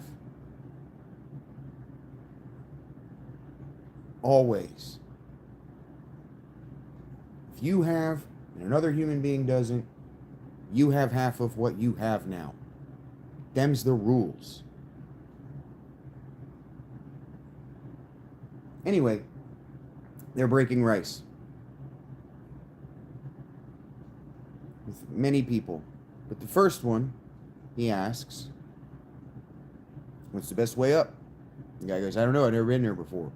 Okay, well, I'll wait. This guy goes up. Guy comes down, and he tells him, which way did you take? And he tells him the way up, and he tells him the way down. And he tells him what he saw up there. And he goes, okay, okay, cool. And then he waits. Second person, same story. Third person, same story. 1,000 people pass. And he's still sitting there at the bottom middle of the mountain.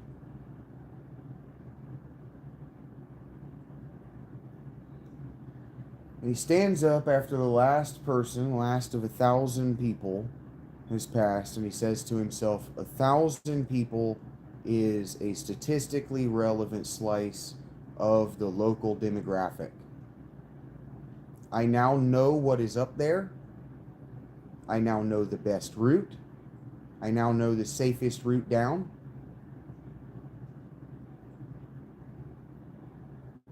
I think I'm going to go home now.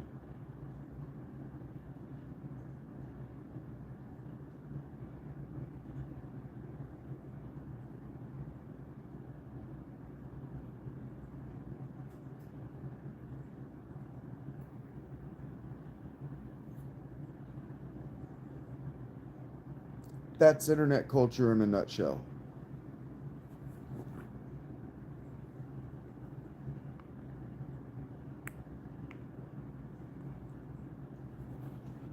I saw a Socrates quote that I didn't back reference to make sure was actually a quote from Socrates, and now I'm a philosopher. Didn't feel compelled to make the climb anymore. There was nothing to discover. 1,000 people had beat him to it, and he knew it. There is a saying in Buddhism. There's a saying in Buddhism. A crowded road ends before it begins.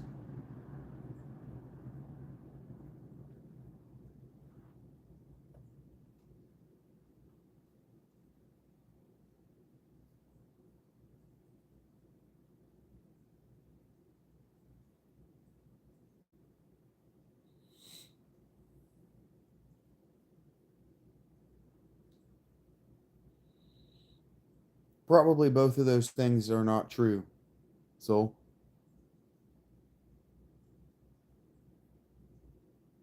a crowded road ends before it begins. If you were suckered into doing IT between 1989 and today, your career's already over.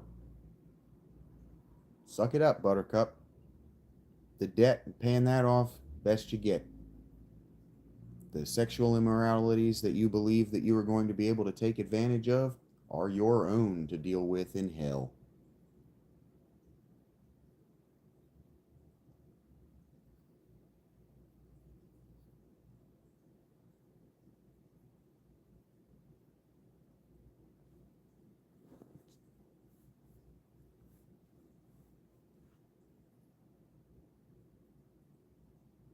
IT had more jobs than bodies, more labor than bodies.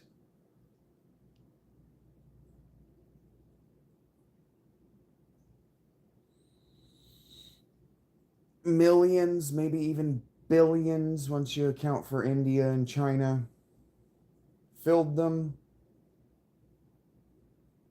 Now hundreds of thousands of them complain. Complain that they're not somebody. Well, what is one of a billion? That is literally 3 orders of magnitude greater than the complement 1 in a million. You're just a statistic in IT. You're just a payroll figure. You're fucking nothing. And I'm sorry, but I've seen the lives that people in IT, that people in banking live. I see the way they treat other human beings. I've seen it. I spent 5 years working service. retail in northern Columbus, where the largest Chase bank campus is in the entire world.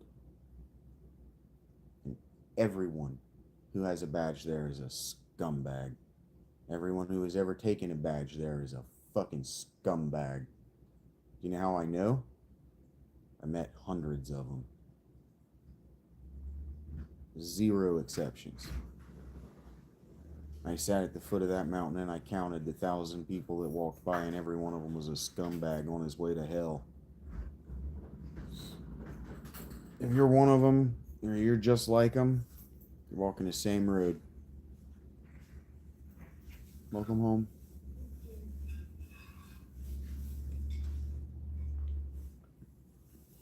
Every one of you.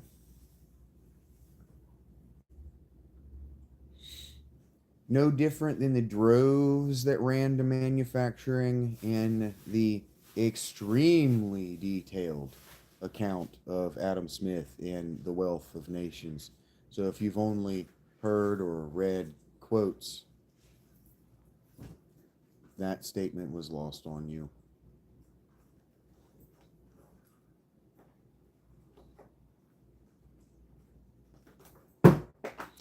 Overtaking is probably something that humans do. Soul. And you're speaking to somebody who grew up in CNC manufacturing in the 90s, buddy. You don't know what you're talking about. I watched robots be given my future. You don't know what the fuck you're talking about, buddy. You're 3 decades late to the conversation.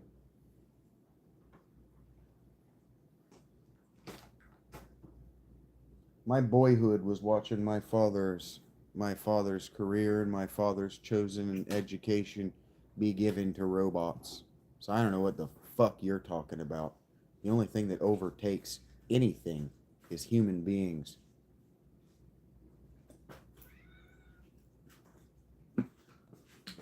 Human beings are the only thing that can take over anything.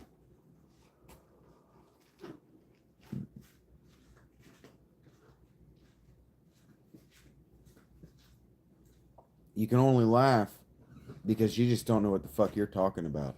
You have no rebuttal. And you can take the high-minded, yeah, there you go. Not the flesh, but the spirit. You know what the fuck you're talking about anything. You're one of them Christians that believes that UFOs is just demons.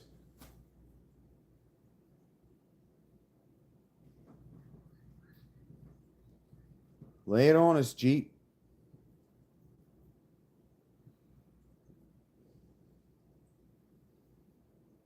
Hey, cutie. Hi. You feeling okay? It's very hot. No. Why would I do that, soul? Educators are paid well. You're just some guy.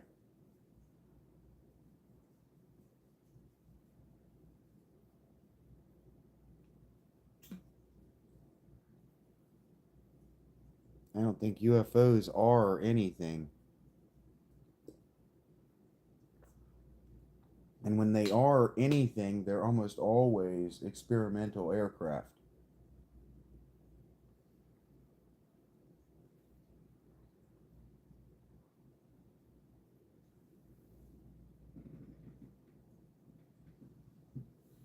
There's never been anything approaching a confirmed non-human intelligently piloted craft. Nothing even close to a confirmation. Nothing. Anything circumstantial that might be worth investigating always disappears. Whether in the lab that it was sent to analyze it, or the field where it was reported seen or discovered, always.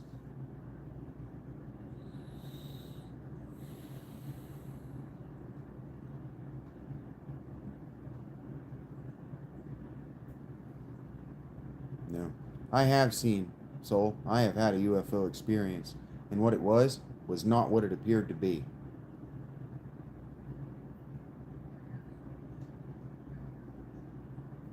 You don't know me. Thomas stuck his hand in the wound, bud. Thomas is my favorite gospel. You just don't know me, soul. You're losing this one, bud. Pal, if God wanted me, God had an opportunity to take me 2 years ago. And instead, he chose to give me life. You don't know me. And I will forget you immediately.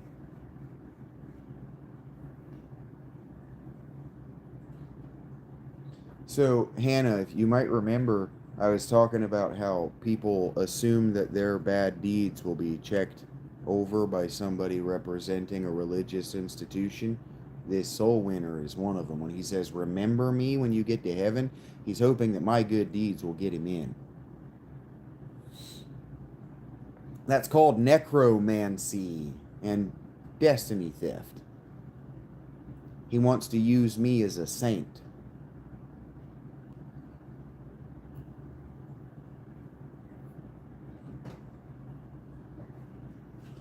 Yeah, he's working death magic.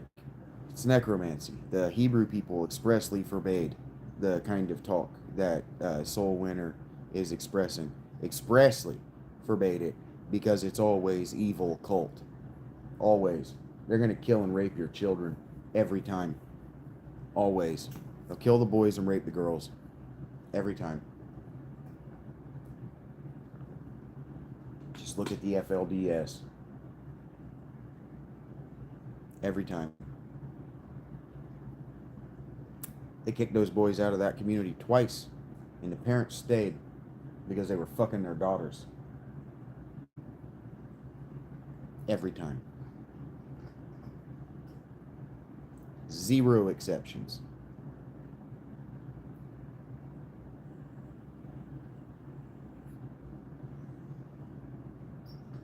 Because the people at the top have strapped themselves to a rocket ship straight to heaven, and the fuel is the solid state of the people that they are responsible for. They neglect and exploit their people so that they can live the life that they believed that they deserved when they were little boys. Every time. Sometimes it's when they were little girls. Rarely. Usually those women marry into it.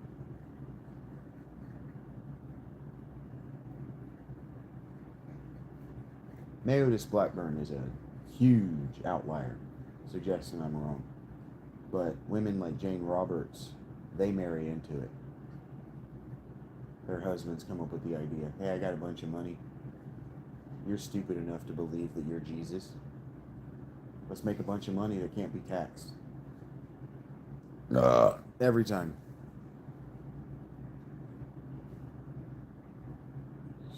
Look it up. You don't pay me enough to educate.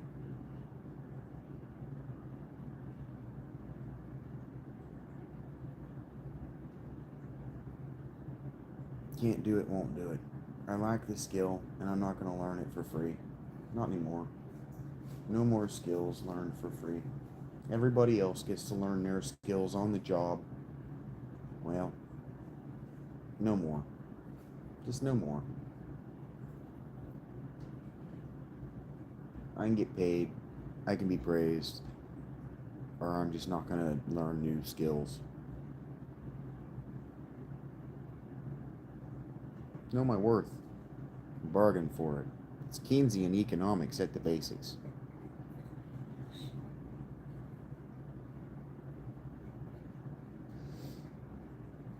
If you're not in your boss's office demanding a higher wage every month, you're nobody.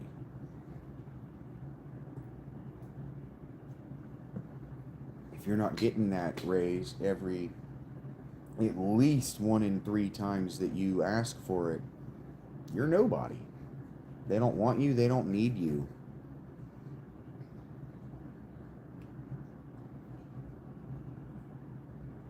I promise.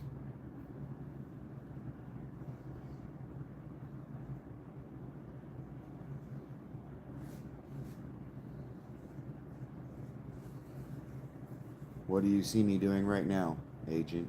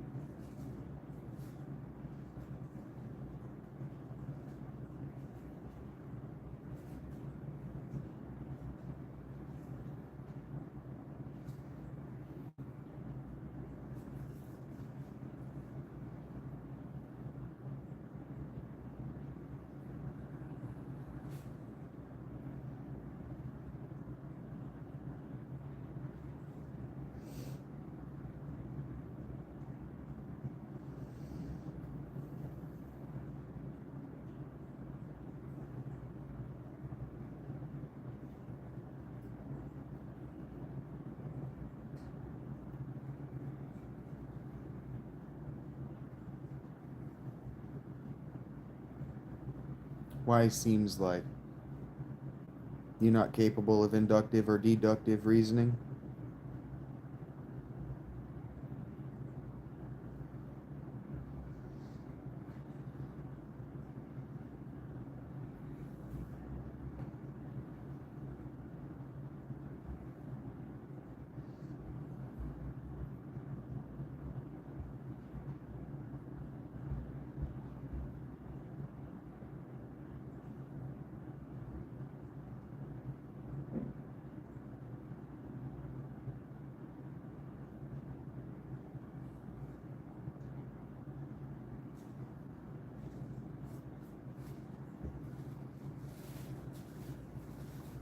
Said that once, didn't I, Hannah?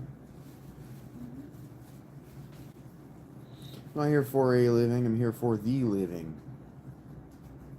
Is the dead or dead? Even those of us hanging on by a thread.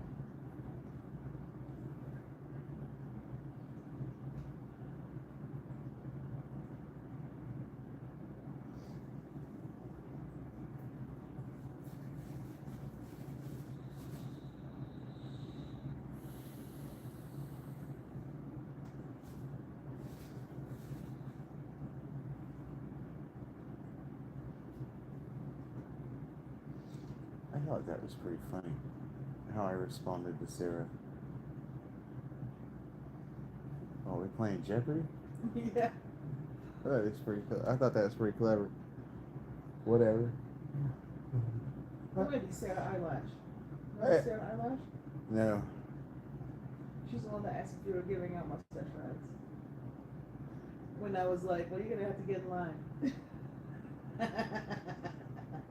We weren't back together yet. Not the one that I told. Not the one that asked me if I wanted a companion. I told that I wasn't interested in a prostitute. Yeah, I Is think that that her? was her. I think that was her. That's funny. If that's her, if she changed her little. Is she also a Sarah? She was a Sarah with an H, yeah. That's funny. That's funny. Tell them no, and they'll come back with some nig like you're gonna. Yeah, I know. Yep. And you have to just be like, I'm really sorry, I don't remember. I've given a lot of women mustache rides. You're not the first to offer. Or the second I told no.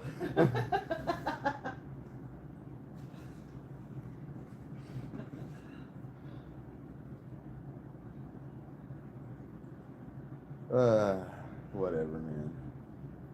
I'm about ready for bed. I'm about beat.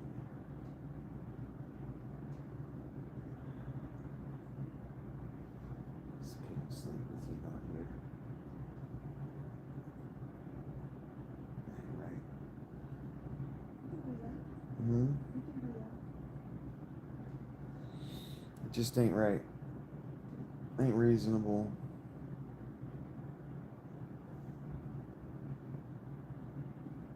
You haven't banged on your drums for a minute. Haven't.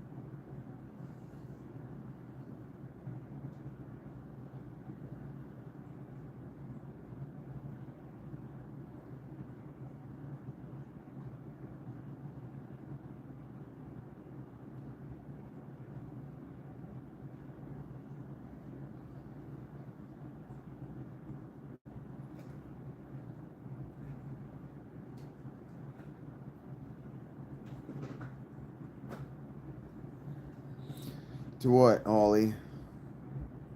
What happened to what?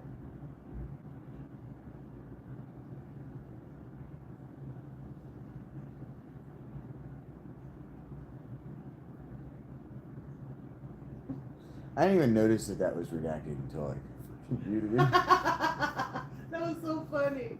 Like, what are you gonna say now? Redacted. That's what I thought.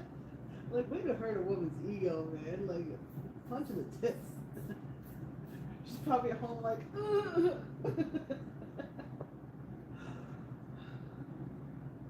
Thought I was raging about what, Holly? Do I seem to be upset? Y'all don't know how to read faces. Y'all never seen that chart with the human faces? for autistic people. For autistic people? This is mad. This is sad. None of you seen this? None of you? Zero? Like your self-education is that wanting? Come on. That's infuriating. How do people get so dumb? Where's the pride in your intelligence? Raging and crying are different things, Holly. Did you think I was raging or did you think I was crying? Why are you gaslighting me? Who am I to you fucking people? You women show up and your pussies start throbbing and you're like, my fucking husband. And I'm like, I don't fucking know you. You don't get to pull crazy ex-girlfriend on me. I don't know that you give good back shots.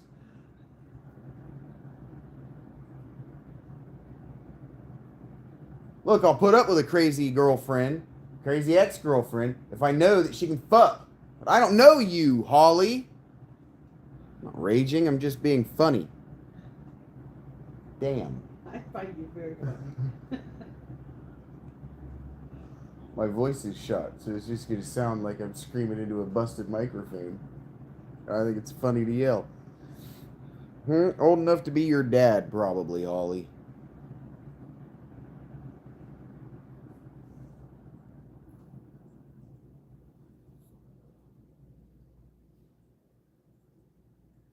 It's rude to ask unless you think they're too young to be talking to you, and that is clearly not the case.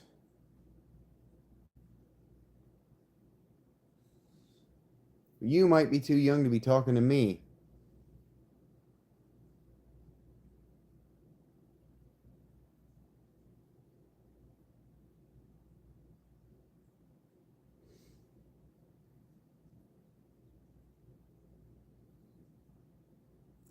Could not tell from your diction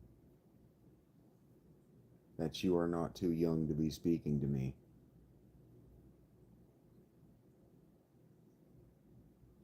Where would that line be at? Like, guess it's different for everyone. You're not ready. Come back when you're older. That's what my parents used to tell me. Did you ever hear that? You're not ready when you're older. Mm-hmm. Okay. I'm speaking to someone right now. I'm speaking kind of to you. Intermittently.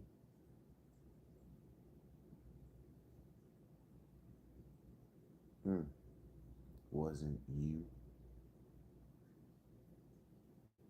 See, this is when I need that guy. So you can be like, it weren't you? Emphasis on the...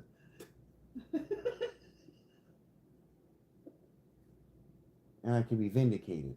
If those people are necessary in the ecosystem on some level, like bacteria and bugs.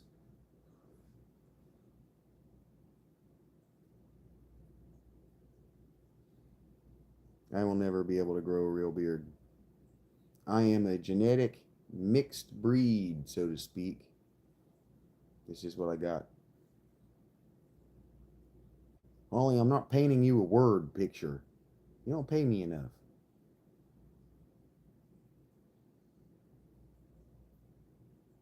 I don't like you like that. We aren't on a ship together, and we're not fucking pirates, mate.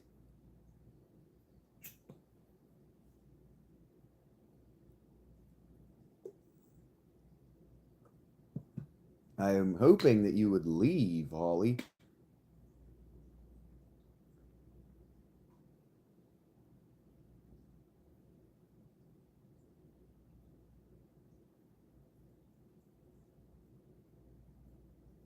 You don't make enough money, Holly.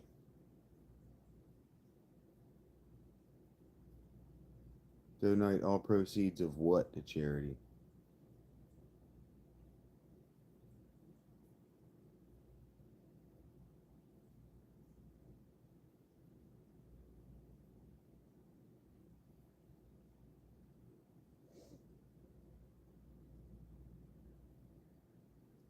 Why are we friends?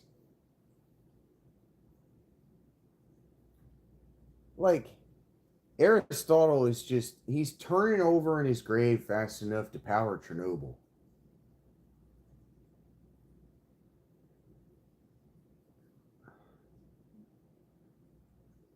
We don't share common interests, values, or work.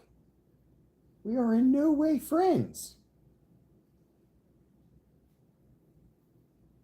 By what definition are we friends?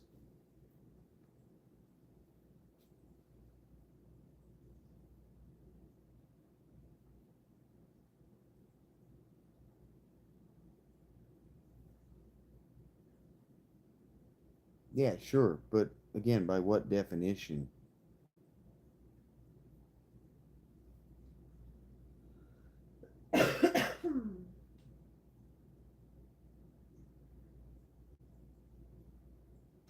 People really get in their feelings when they come across me. Like, Yeah, boom, you have that effect in on my people. feelings. You look and talk just like a guy I used to fuck and that I really like, and now you're gonna get it. Happens a lot. Thank you, Hannah. It's weird to me. All I did was go live so that I wasn't bored. And they came out of the woodwork. Must be the end of the month. I thought, I, yeah, I thought that Mastodon released their new record 2 days ago, and that I was late on it, and that would look like I wasn't trying to chase the algorithm, because I'm not. Because they're just important to me. I'm a streamer, philosopher on some level. It's distasteful to me to say. She's very interested in me. I'm actually only talking to one woman, not multiple women. Well, the wall's not that way. It's actually a window. It's kind of like a Sliding door. sliding glass door. But yeah, my secret producer is here. Weird.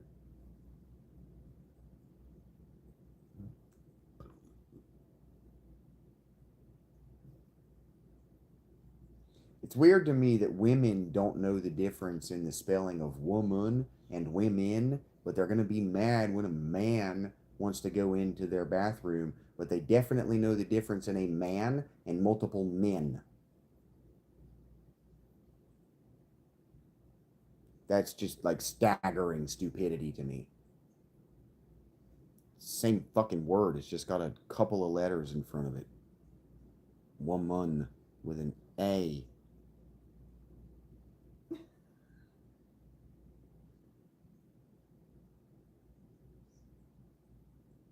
Yeah, no, I mean, the stupidity is staggering. No, no, no. Like, if you think, legitimately, if you, like, if you think that, wait, how do I reload the paintbrush? Is below my threshold for stupidity? All you had to do was watch this chat. Like, that's below my threshold for stupidity. I'm not going to make fun of you for that. There's a reasonable thing that could mean. But I don't think you're going into a bathroom. That's You're not. never gonna let that go, are you? Huh? The paintbrush. No, I had to really think to remember it. You know, I had to really think. I had to really think to remember. Because it was a non-issue to me, but my initial translation was hilarious. Okay, Rachel, what do you think you mean? Because what you said might have been the dumbest thing you could possibly ask You did the me. same thing with the coffee. You remember that? Yeah. The coffee really tripped me the fuck up. She goes, "Do I want coffee?" I don't know. Read the tooltip. I don't know. Do you want coffee? Have you had coffee? Do you like coffee? Do you like coffee? Do you feel like you need some coffee, It's just- Rachel? I was- Read the fucking tooltip, Rachel. Did I say all of that? Yes. I don't remember saying what I remember saying. I don't know. Read the tooltip. That's what I remember saying. I don't remember saying all of that in there. And then I said, "Put your crank back in the suitcase." That sounds like a sex toy. No, yeah, with the crank. Yeah, I did, didn't I? I was in a bad mood there at the beginning one night. I was trying so hard not to be pissed off. And then I said, "Okay, this is the tooltip." That also sounds like a sex toy.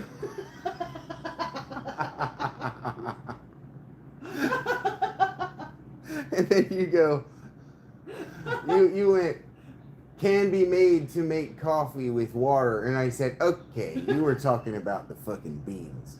And what you didn't say is, "Do I want coffee beans?" And what you definitely didn't say is, "Do I want to plant coffee?" You said, "Do I want coffee?"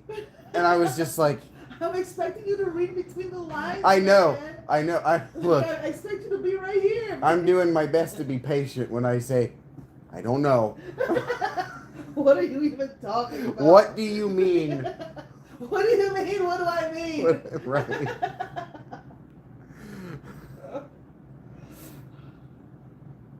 Because she's my producer.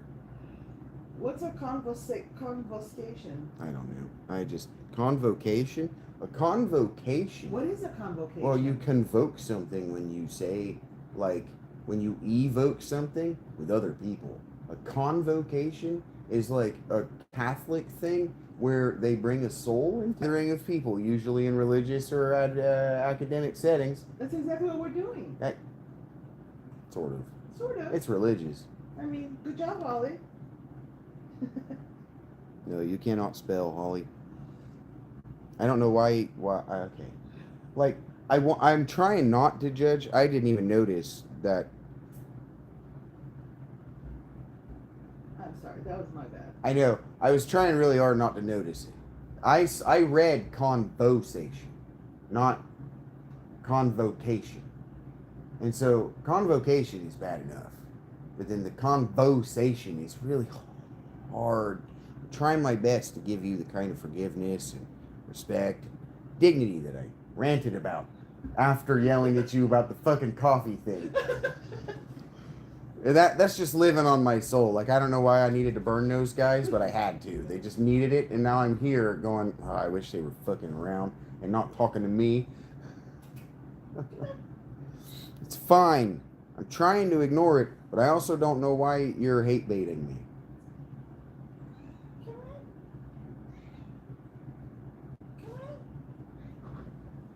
It's weird. Just doing my best. I'm not being the best producer today, I'm sorry. It's fine. It's conversation because you're versing. Verse means to speak. You're versating with another person. Con in Latin-based languages means with. Unless it's Spanish, and then it's against. Yes. It's got to Con be is seen. with, yeah. Seen is with that. Oh, con is with? Con is with. Con is- Conmigo with me. Conmigo with me. Yeah. Contra is against. Contra. Well, like pros and cons, right? Yeah.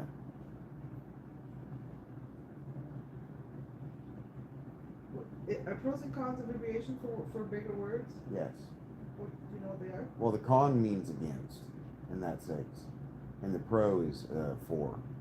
Yeah, but they're an abbreviation for bigger words. Yeah, pro means like propel. It means forward, and con is probably going to be like contra, against. Ah, yes.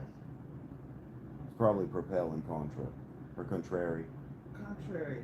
The Okay. pro or contrary position, probably. I don't know. Makes sense. I just working my way backward from the words in the way I know that language was used in the pre-modern times. I don't know. Not multiple girls, and no. Do I have toys? I guess it depends on your definition of toys. Not really, Brigham.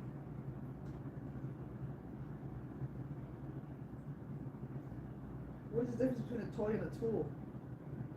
A toy and a tool is the pleasure with which you derive it and amount of money you make using it. So your drum machine, is that a toy or a Tool. tool? My PlayStation, is that a toy? Toy. Unless you're working with me. Then it's a tool. Then it's a tool. What if I'm playing 76? It's a toy. Unless you're live. Then it's a tool. Yeah. Yeah. That's why the Nintendo is just a toy. Yeah. People might stream it, but they're streaming it to a computer. It's just a toy. Yeah. The computer's the tool.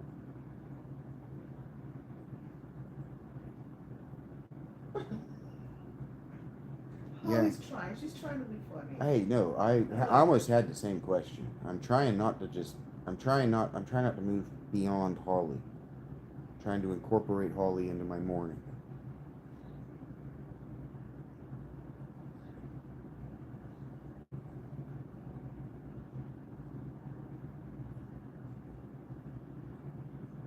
It takes a village. It takes all kinds.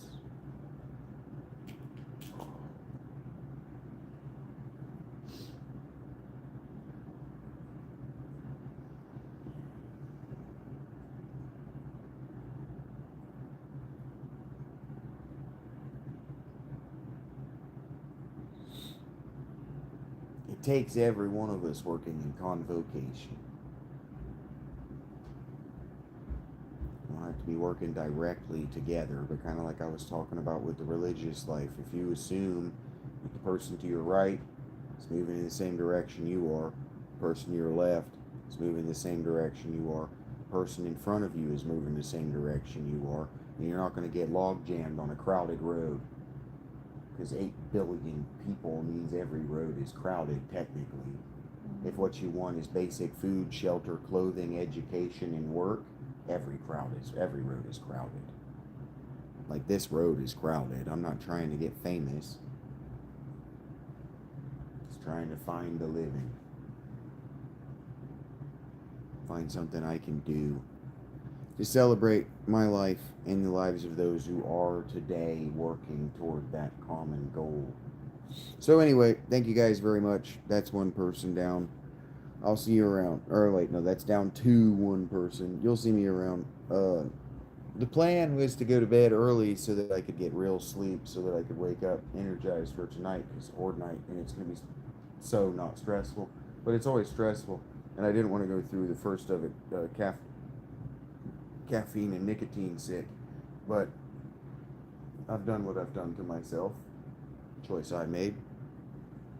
I don't know that I engaged with anyone with whom it was a pleasure today besides Holly, but it is always a pleasure being here live for the future audience. Thank you guys.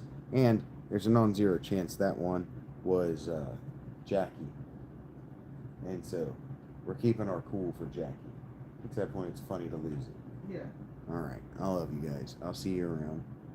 Ding dong, mother